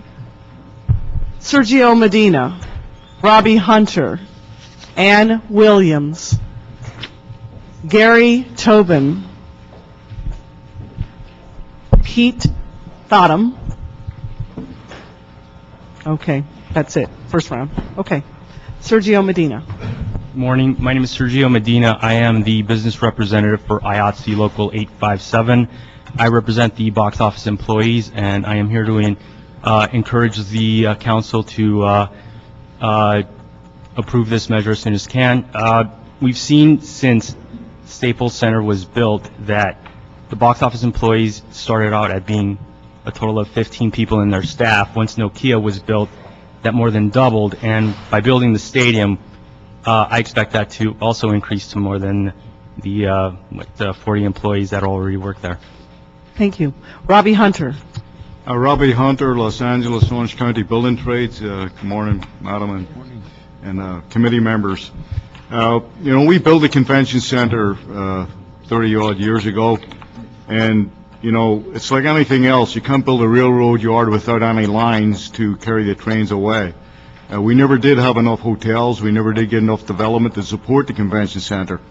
And that's a part of this, the beauty of this, that if this stadium goes in, we absolutely believe it'll generate at least 4 hotels. We believe that that'll generate the capacity of the convention center to be utilized to the full extent.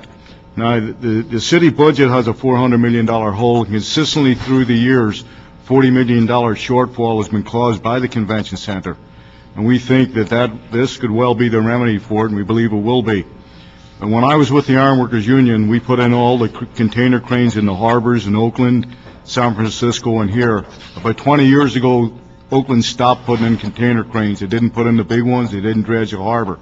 They didn't stay with the times. And they didn't follow opportunity. They're obsolete up there now. Los Angeles put in the biggest container cranes. They dredged the harbor. And this is a focal point on the Pacific Coast. And that's the same thing here. This convention center and this football stadium is an absolute opportunity. Now, AEG, we have a record with them. There's some people we can take their word, but we still like to see it on paper and we want it signed. And I know that that's absolutely what the city council is doing in this committee. But we still take into account their record. And so they have made a commitment to put local workers to work, construction workers, use local firms. And, they've done all the right things that they've done in the past. They've reached out to the community surrounding and have made a commitment that these local people will go to work. They've kept their word all the way through, and we think it will be the same on this project. We're hoping that this will go forward with the MOU, and we absolutely know that you have to do your due diligence, and we're hoping it's going to be, we know it'll be a success. So, thank you. Thank you. Ann Williams. Good morning. I'm Ann Williams with the Central City Association. As you know, downtown Los Angeles has experienced an incredible rebirth in the past decade, and kicking off that renaissance was the opening of the Staples Center in 1999. But we need to remember that this renaissance is fragile, and its continued success is not a foregone conclusion, that continued investment is absolutely necessary. Tourism and entertainment remain the most vital economic drivers for the Los Angeles region, and major conventions and other large-scale special events are critical in this industry sector. Obviously, the project would have a massive economic impact, especially in terms of job creation citywide, but just as important and more lasting, it would place Los Angeles among the top 5 convention cities in the country, and the economic ripple effect of raising our city's convention center status is huge. If you have traveled to other convention cities recently, you know firsthand that we must keep Los Angeles competitive by investing in our tourist and convention infrastructure. Staples Center and LA Live turned the lights on in downtown, and building a major event center here would light up all of Los Angeles. So we thank you for your continued attention to this transformative project. Thank you. Mr. Tobin. My name is Gary Tobin. I'm President and CEO of the Los Angeles Area Chamber of Commerce. Madam Chair and members of the committee. The Los Angeles Area Chamber of Commerce supports the concept of building an NFL stadium in downtown Los Angeles adjacent to Staples Center and the Convention Center. We support the attraction of an NFL football team and the jobs, the civic pride, and the economic stimulus that NFL football would bring to our community and our region. We also support the renovation and the expansion of the Los Angeles Convention Center to attract more convention delegates and more visitors to Los Angeles. We urge this ad hoc committee and the City of Los Angeles to move forward with both diligence and speed in developing a memorandum of understanding that will grow our economy, protect our taxpayers, and benefit the citizens of Los Angeles. Thank you for your work on this important and exciting project. Thank you. Thank you very much. Mr. Thottam, and then after Mr. Thottam will be Javier Hermosillo, if you want to come on up, Alicia Lara, Gerard Wright, Jamie Slosh, and Shamari Davis. All right, Mr. Thottam. The real reason I think we're here today is about one word: jobs. At the bottom of this economic problem that the city of Los Angeles is facing is an employment issue. And it seems to me that the council and a lot of the people in this room are looking at this stadium and convention center expansion as a short-term fix to what is a structural problem, a long-term problem. The Dodgers just filed bankruptcy. Every council member here, Mr. Cardenas, Mr. Reyes, Ms. Perry, Mr. Rosendahl, Mr. Labange, who's no longer here, should remember that. $70 million of unsecured debt owed by Frank McCourt, $21 million to Manny Ramirez. Stadium attendance around the country, baseball and football, is declining. You're about to initiate a $1 billion to $2 billion project in concert with AEG. I'm a citizen. I don't have a vested interest here. I'm not a paid official. I'm a volunteer, a parent, a taxpayer, a stakeholder who is worried about the $400 million operating deficit, annual operating deficit after 3 years of cuts. We have a $400 million operating deficit, and I see a city council that's about to up the consultant fee on one contract from $250,000 to $400,000 without asking serious questions about why. Right? I talked about made as instructed appraisals before. When you go from 250 to 400, I mean, the incentive, think about it. This is how we get into a $400 million operating deficit. You guys sign off on these increases, right? AEG may be footing the bill, but the point is that the projections they'll get done in accord with what AEG wants. You need to ask yourself, how do you fix this fiscal mess? Is a football stadium that short-term fix? My last point, and I want this for the record, is that everyone here today on the council said that this project would be 100% CEQA compliant.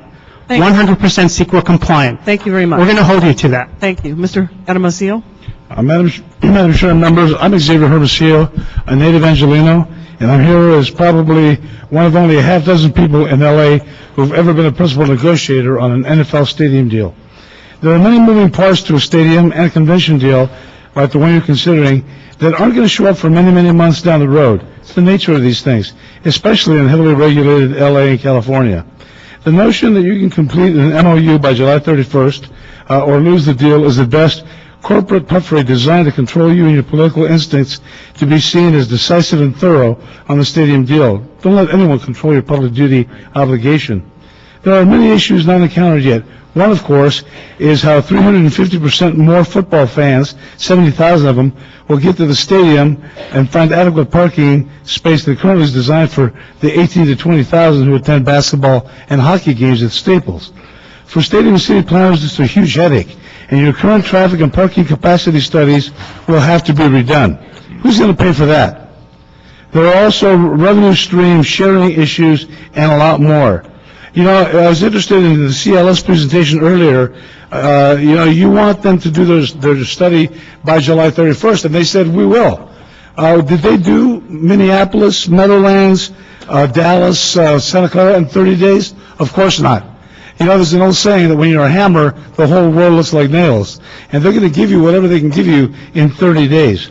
On the convention center, as a certified exhibit manager and meeting planner, I can tell you the convention business is a fickle one that changes constantly. Meeting planners not only consider availability of exhibit and meeting space, but also ease of use, access, drainage issues, convention authority requirements, availability of specialty vendors. LA has a terrible reputation on these issues in the convention business. Convention groups rarely do multi-year agreements, exceptions are Vegas and Orlando. I'm offering my help in any way I can to make this project move forward. Thank you very much. And Crisis Pros, LLC. Thank you. Okay, Alicia Lara. Good morning. My name is Alicia Lara, and I'm the Vice President over at United Way in Los Angeles, and I'm here to express our support for the development of the downtown stadium and the event center. As you probably know, we have the privilege of supporting hundreds of organizations throughout Los Angeles County, working in the areas of homelessness, education, and financial stability. And for us, this represents an important opportunity. And let me just say, I appreciate the conversation today, and I appreciate the great care that you all have taken in ensuring that community voices are heard. So I just want to be able to say that we're working on the issues of poverty, and you know, we've had the opportunity to see what's happened with the advent of the first phase of this project and what you see with LA Live, where you have landmark community benefit agreements that have benefited the community through living wage jobs with benefits, union jobs. I think all these things come into play to financially stabilize low-income communities and low-income families. And so for us, this is an important part of this aspect that we really haven't heard that much about, but I want to bring that up and ask that you consider that as you move forward, as I'm sure you already are. So we wanted to come in and express our support for this. We want to continue to support your efforts and AEG's efforts and offer any help that we can do to that end. We're more than happy to do it. Thank you very much. Thank you. And once you're complete, if you want to free up the seat so I can call up the next round of people. Gerard Wright, and then Jamie Schloss. Schloss, that's me. Schloss. Okay, Gerard. All right, Gerard Wright, co-chair Transportation Committee for the Angeles chapter of Sierra Club. I just wanted to at least make a note of right now Sierra Club doesn't have a position one way or the other on the event center of Farmers Field. What we're looking at this point in time is look at the transportation components. I am happy and pleased to hear that AEG has made a commitment, an initial commitment of looking into that. I just want to know how much are they willing to invest and put into and the specifics of the transportation components. Are we talking about just a few streetscape improvements? Are we talking about more expansion at the Pico Metro Rail station so people can come by transit and not have to come in via car? Or if they are coming in via car, with the net new parking facilities, will they be able to be designed for plug-in hybrids so that as the hybrid car is developing, that's going to be a major component and a selling point that could possibly come into the convention center. Also, the definition of mobility hubs in conjunction with fast fixing Angelino stuck in traffic, to look at the use of a mobility hub so that people can come in from other locations and come in via bus or light rail to the convention center, event center / Farmers Field to access this without a car. It is definitely important to integrate these components right now, not just looking at the financial implications, not just look at the planning, but we all look at the bigger picture in terms of transportation, land use, and how those things come together. Make sure I have. And one other important note is within locally, I was from the big regional scale. Here's the local scale in terms of the Pico Union and South Park communities looking at those streetscape improvements. I know there's a Figueroa corridor development that's going on right now, but let's look at Olympic, 11th, 12th, Pico. How do we improve the streetscape so that those local communities can be part of that process as well? So those are Sierra Club's comments for the moment. We look forward to seeing more information regarding the EIR process, and we'll participate in that. Thank you all very much. Mr. Schloss. I'm sorry. Thank you. Jamie Schloss from the Palisades Community Council. Yes. These comments are my own. First of all, the Community Council, our general view on it was we were skeptical of the deal and we're afraid of the financial impacts. And I would just say to the council that when you're negotiating, it's important to be able to walk away from the deal, because if you can't do that, if you're psychologically committed before you get all the numbers in, it's going to be hard to negotiate a good deal. The second thing I wanted to point out is the Frank McCord in the June 2nd, 2011 Los Angeles Times pointed out that the land lease value McCord negotiated is $21 million in annual land use payments, plus a percentage of ticket revenue, which was $67 million in 2005. That's $88 million a year, and that's a comparable start. To talk about when the city is going to give up very valuable property in downtown Los Angeles under the West Hall, go through a substantial hassle of tearing down 3,000 parking spaces in a hall that I guess needs to be replaced, and rebuild a new hall. But if the city is going to go through that, it should try to negotiate a good deal for the taxpayers. And if it could do that, then this deal, seems to make some sense. So those were, my general comments. But if you're going to have to tear down the existing 3,000 spaces, the city should have those replaced and should own those at the end of it. And it seems reasonable to have AEG, pay for that. Thank you. Mr. Davis. Good morning, Ad hoc Committee. My name is Shamari Davis. I'm a business rep for IBEW Local 11, Electricians Union. And I must say it's a very exciting time to be alive in Los Angeles and be a part of the Los Angeles community. We're very, very supportive of this Farmers Field project as well as the event center. We understand the importance of what this actually brings, especially to the city of LA. A new project, a new convention center, which we know that it needs an improvement, and that's included in the project. In a time, in a recession, when there are jobs fleeting, we don't know where they come from. This project is so positive, all the stars are aligning. I've never seen a better project for a stadium in LA until this project came aboard. We're really, really excited about it. We know that it's going to have local hire on it, and we're very, very supportive of this project. We know that the City Council will do its due diligence and make sure it's good for the City of LA. We are Los Angelinos as well, and we will make sure that is proper. The more meetings we have, the more clear it becomes, and the more clarity is brought to the project, and the more that we learn that this is a very good project for the City of LA. And we know that you'll make the right choice. Thank you very much. All right, Rachel Torres. Is Rachel still here? Come on up. David Henderson and Nate Holden. One more? And Emmett Cash. Is Emmett Cash here? All right, come on up. Everybody come on up. Rachel, David, Councilman Nate Holden. You want to come on up? Emmett Cash? Okay. Good morning. My name is Rachel Torres. I'm with Unite Here Local 11, the Hotel and Food Service Union. We represent 20,000 members throughout LA and Orange County. I just wanted to say there's been some discussion in terms of where academics stand on these projects. I had the privilege of going to UCLA a few weeks ago and talking about the Staples Center CBA and the momentous historic opportunity that it presented for the community in the surrounding area, providing local hiring and living wage jobs with affordable family health care.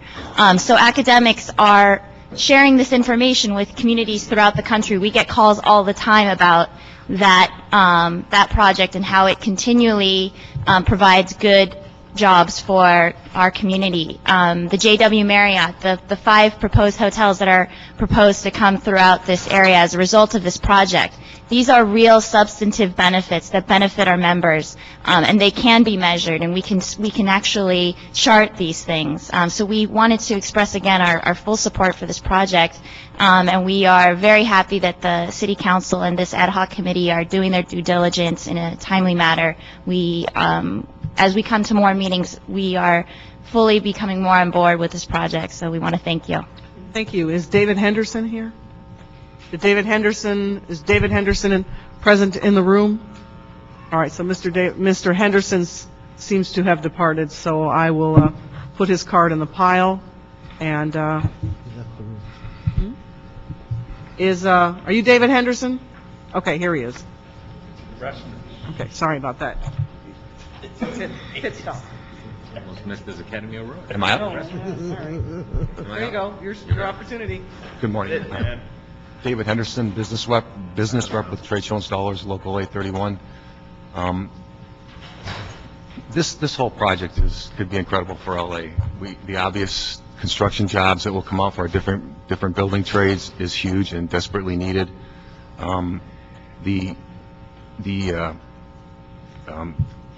convention center expansion is something that has been needed, as you've heard over and over for a long time. It's going to now put us in the top 5. We've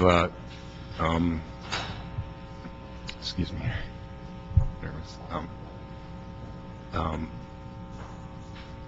I just want to blank. It's okay. Thank you.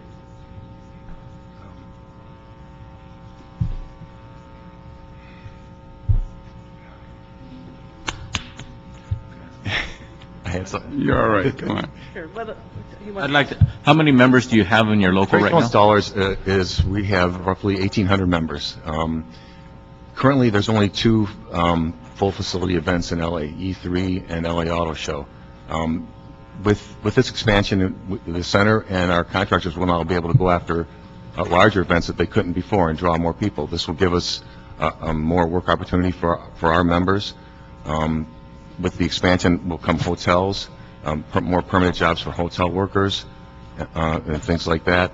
But with these large conventions, it's not just local money that's being brought into the community, but it's from other states within this country and from other countries. You know, money is brought in from everywhere and spent. So it's not, you know, you've heard this sum game. It's money's coming from other places. Your particular members benefit from the bigger shows, not exclusively, but the bigger the show, the more likely your members will be positively affected. Yes, absolutely. Yeah, I mean, we work every size show, but you know, obviously the larger ones, you know, we get fully employed, and it's you know, it's excellent for them. Thank you. Mr. Cash. Hello. My name is Emmett Cash, formerly with MTA Long Range Planning when Franklin White was in office there.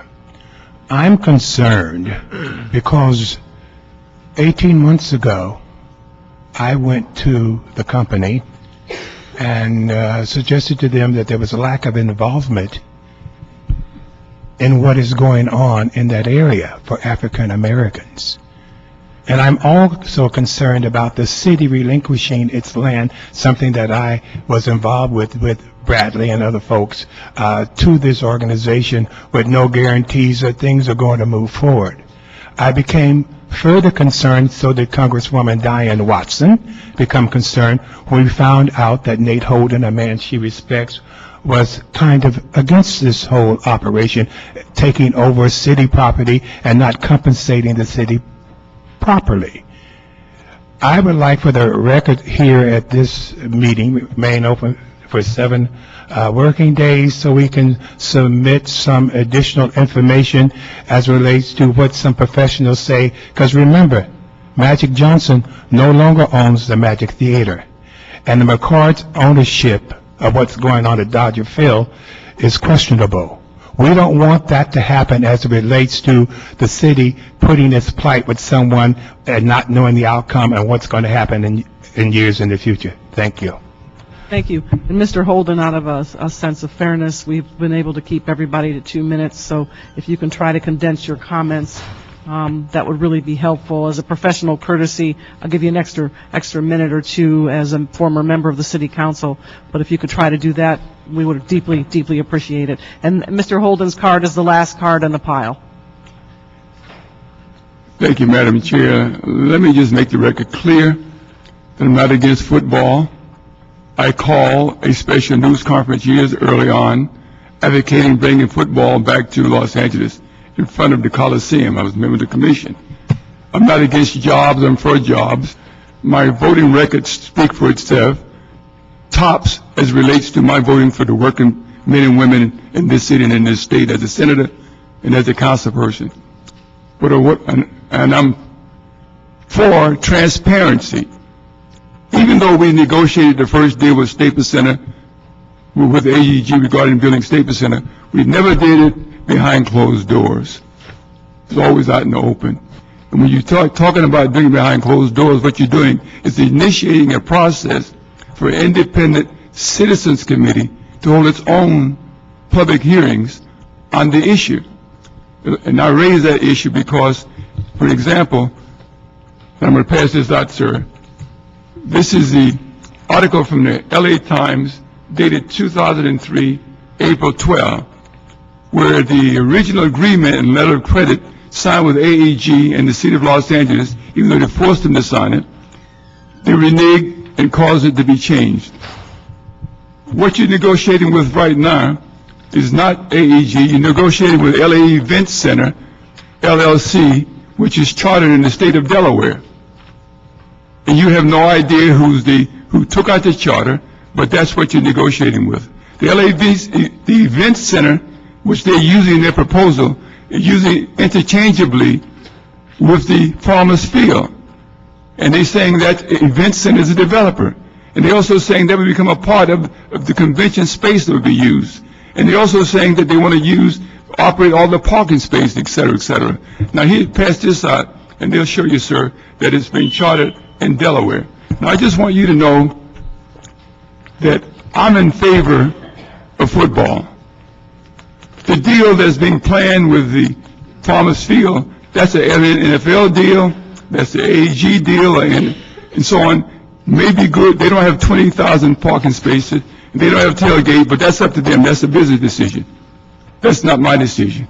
But I will tell you this, when they take control of the parking, their wish list is to control the parking. The wish list is to manage the LA Convention Center, and we put $500 million in that center when I was on the council to rebuild South Hall. It's not old, it's brand new. The commitment was made to replace 100,000 square feet when they took the North Hall and they built the Staples Center. That was not done. LA Live Pacific Plan in their proposal is something we need to take a hard look at. And what does, in fact, it really represents. I say to you that the wish list is to take city-owned property and manage it as if it were their own. And in that case, you're going to have an adverse effect on the conventions that you bring in. And in closing, Madam Chair, at a meeting the other night in Mr. Rosenthal's district, it was stated that they have been in negotiation with the auto shows that come to L.A. to avoid a conflict between the convention hosting auto shows and football and other events at iLive, which is virtually impossible. And the reason why it's impossible because the NFL releases its schedule once a year, which therefore means you're precluded from planning a convention for early on 2 or 3 years in the future if that were the case, which means that we will lose money. And in the list of problems to go on with this, time will not permit for me to speak to each of them, but I say to you, it become more apparent that if this is going to be behind closed doors, it's not the right thing to do. It should be wide open for the public to review and to understand. And I thank you very much for the extra time. You've been very kind. Thank you very much, Mr. Holden, and as we have indicated in the past, that we will be done on the record. And again, to reiterate the principles set forth by this committee to our negotiating team, I'll just restate them in very quick form. Just for the record, the city's existing general fund base must be fully protected. There shall be no public money for the NFL stadium. There must be substantial private funding to support any bonds issued to construct Pico Hall. Any tax revenues used to support bonds issued to construct Pico Hall shall be from demonstrated net new tax revenues generated by the development and shall not come from existing general fund revenues. The amount of demonstrated net new tax revenues to the city used to support bonds issued to construct Pico Hall shall not be more than 50% of the net new general fund tax revenues accruing to the city from the development. The city shall receive assurances in the form of a guarantee, a letter of credit, or however else we define that AEG will satisfy its obligation to fund any shortfall to the extent the revenues from the previous stated items are insufficient to cover debt service on bonds issued to construct the new hall. The city shall retain fee ownership of the property on which the stadium will be built. And AEG will work cooperatively with the Los Angeles Convention Center and LA Inc. with regard to convention center bookings and to mitigate to the fullest extent any disruption of service at the convention center. And the new hall will be substantially completed prior to the demolition of the West Hall. And the West Hall shall not be taken out of service prior to the opening of the new hall. And such without the city's consent, and that the consent would be given only if scheduled events can be otherwise accommodated. That AEG will complete an environmental impact report which shall fully analyze the impacts of the proposed development. AEG will implement a public benefits program. AEG will provide assurances to the satisfaction of the city that teams that are contracted to play in the NFL stadium are committed to the stadium for a period sufficient to ensure the city's investment in Pico Hall is protected. These are just some of the negotiating principles that our committee has already vetted, discussed on the public record, in public, through our previous hearings. I wanted to restate for the record so that everybody is clear about what this committee stands for. And with that, the cards have been completed. We will not yes, Mr. Rosendahl. Yeah, are we going to end it, or can I No, well, you can say something, and then we will adjourn at the end, yes. Okay. All right. I'm very uncomfortable about going in a meeting with 5 of us to negotiate this project. I would prefer that it is all in the open, no matter what. I sit on the Budget Committee, the only member here right now that has. We sit in closed sessions over making decisions when it comes to situations that need to be discussed with the City Attorney's Office. I have no problem with us meeting publicly with our negotiating team, discussing it. I have no problem with AEG publicly being part of that process. So I am not going into the meeting. Okay, that'll be fine. But just for the record, I think you need to be more precise in your language. We were not going to have a briefing to negotiate this project. We were not going into a briefing to negotiate this project. So just for the record, I think what we ought to do, well, we'll have the city attorney. I'm going to make a recommendation, okay? And then the city attorney, if you can come back up. But I have to object to your use of negotiation. We have a negotiating team, but we're not negotiating this project. So just to make that clear. Mr. City Attorney, before I finish, and Mr. Cardenas has a comment, I would like to make a recommendation, and maybe this will simplify things. We can, if people need individual briefings, Mr. Miller, if you can just schedule individual briefings with people if they want to be brought up to speed on what the status is of this negotiation, and let them have their individual briefings. Then that way we don't have to have any separate briefing as a group or collectively, and then that takes care of it. Again, for the record, the use of the word negotiation in a private session is, I think, completely incorrect, but just so that we can proceed on this, even though the city attorney has rendered an opinion that because this is an ad hoc committee meeting, that we can go into a briefing session. But I would recommend, and I would ask you, Mr. CLA, if you would just schedule individual briefings with the members if they so choose. And if they choose not to have a briefing, then that's their decision. Okay? All right. So, and Mr. Cardenas, you had a comment. Thank you. On that note, I agree with your accuracy in your statements, Madam Chairwoman. But also I want to point out for all of those of you who just heard Mr. Rosendahl's statement, let me remind you that you just witnessed us meeting with the same people that Mr. Rosendahl was talking about right here before you, before the cameras.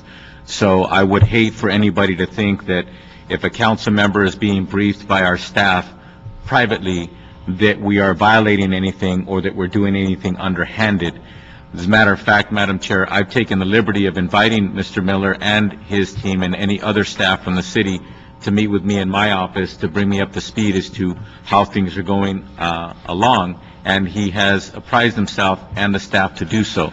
So your recommendation that he make himself available is a great recommendation. I just want to state for the record, Mr. Miller and his team, very professional, have made themselves available and have been doing their job, both negotiating on all of our behalf and at the same time doing their job of meeting with the elected officials, policymakers of the city as well. So I'd like to thank your staff publicly for availing themselves, but also I warn those of us who are policymakers, if we had an opportunity to meet with the staff who are already taxed with their time, we don't pay them overtime, who are already taxed with their time, if we could have a meeting where we could sit down with them and be more diligent about getting those questions answered and information to us, whether it's one of us or two of us or three of us or five of us or 10 of us, well, it couldn't be 10, 7 of us, then the fact of the matter is that is a much more efficient way for us to actually come up to speed as well. Once again, I'd hate to think that anybody would think that by us talking to our staff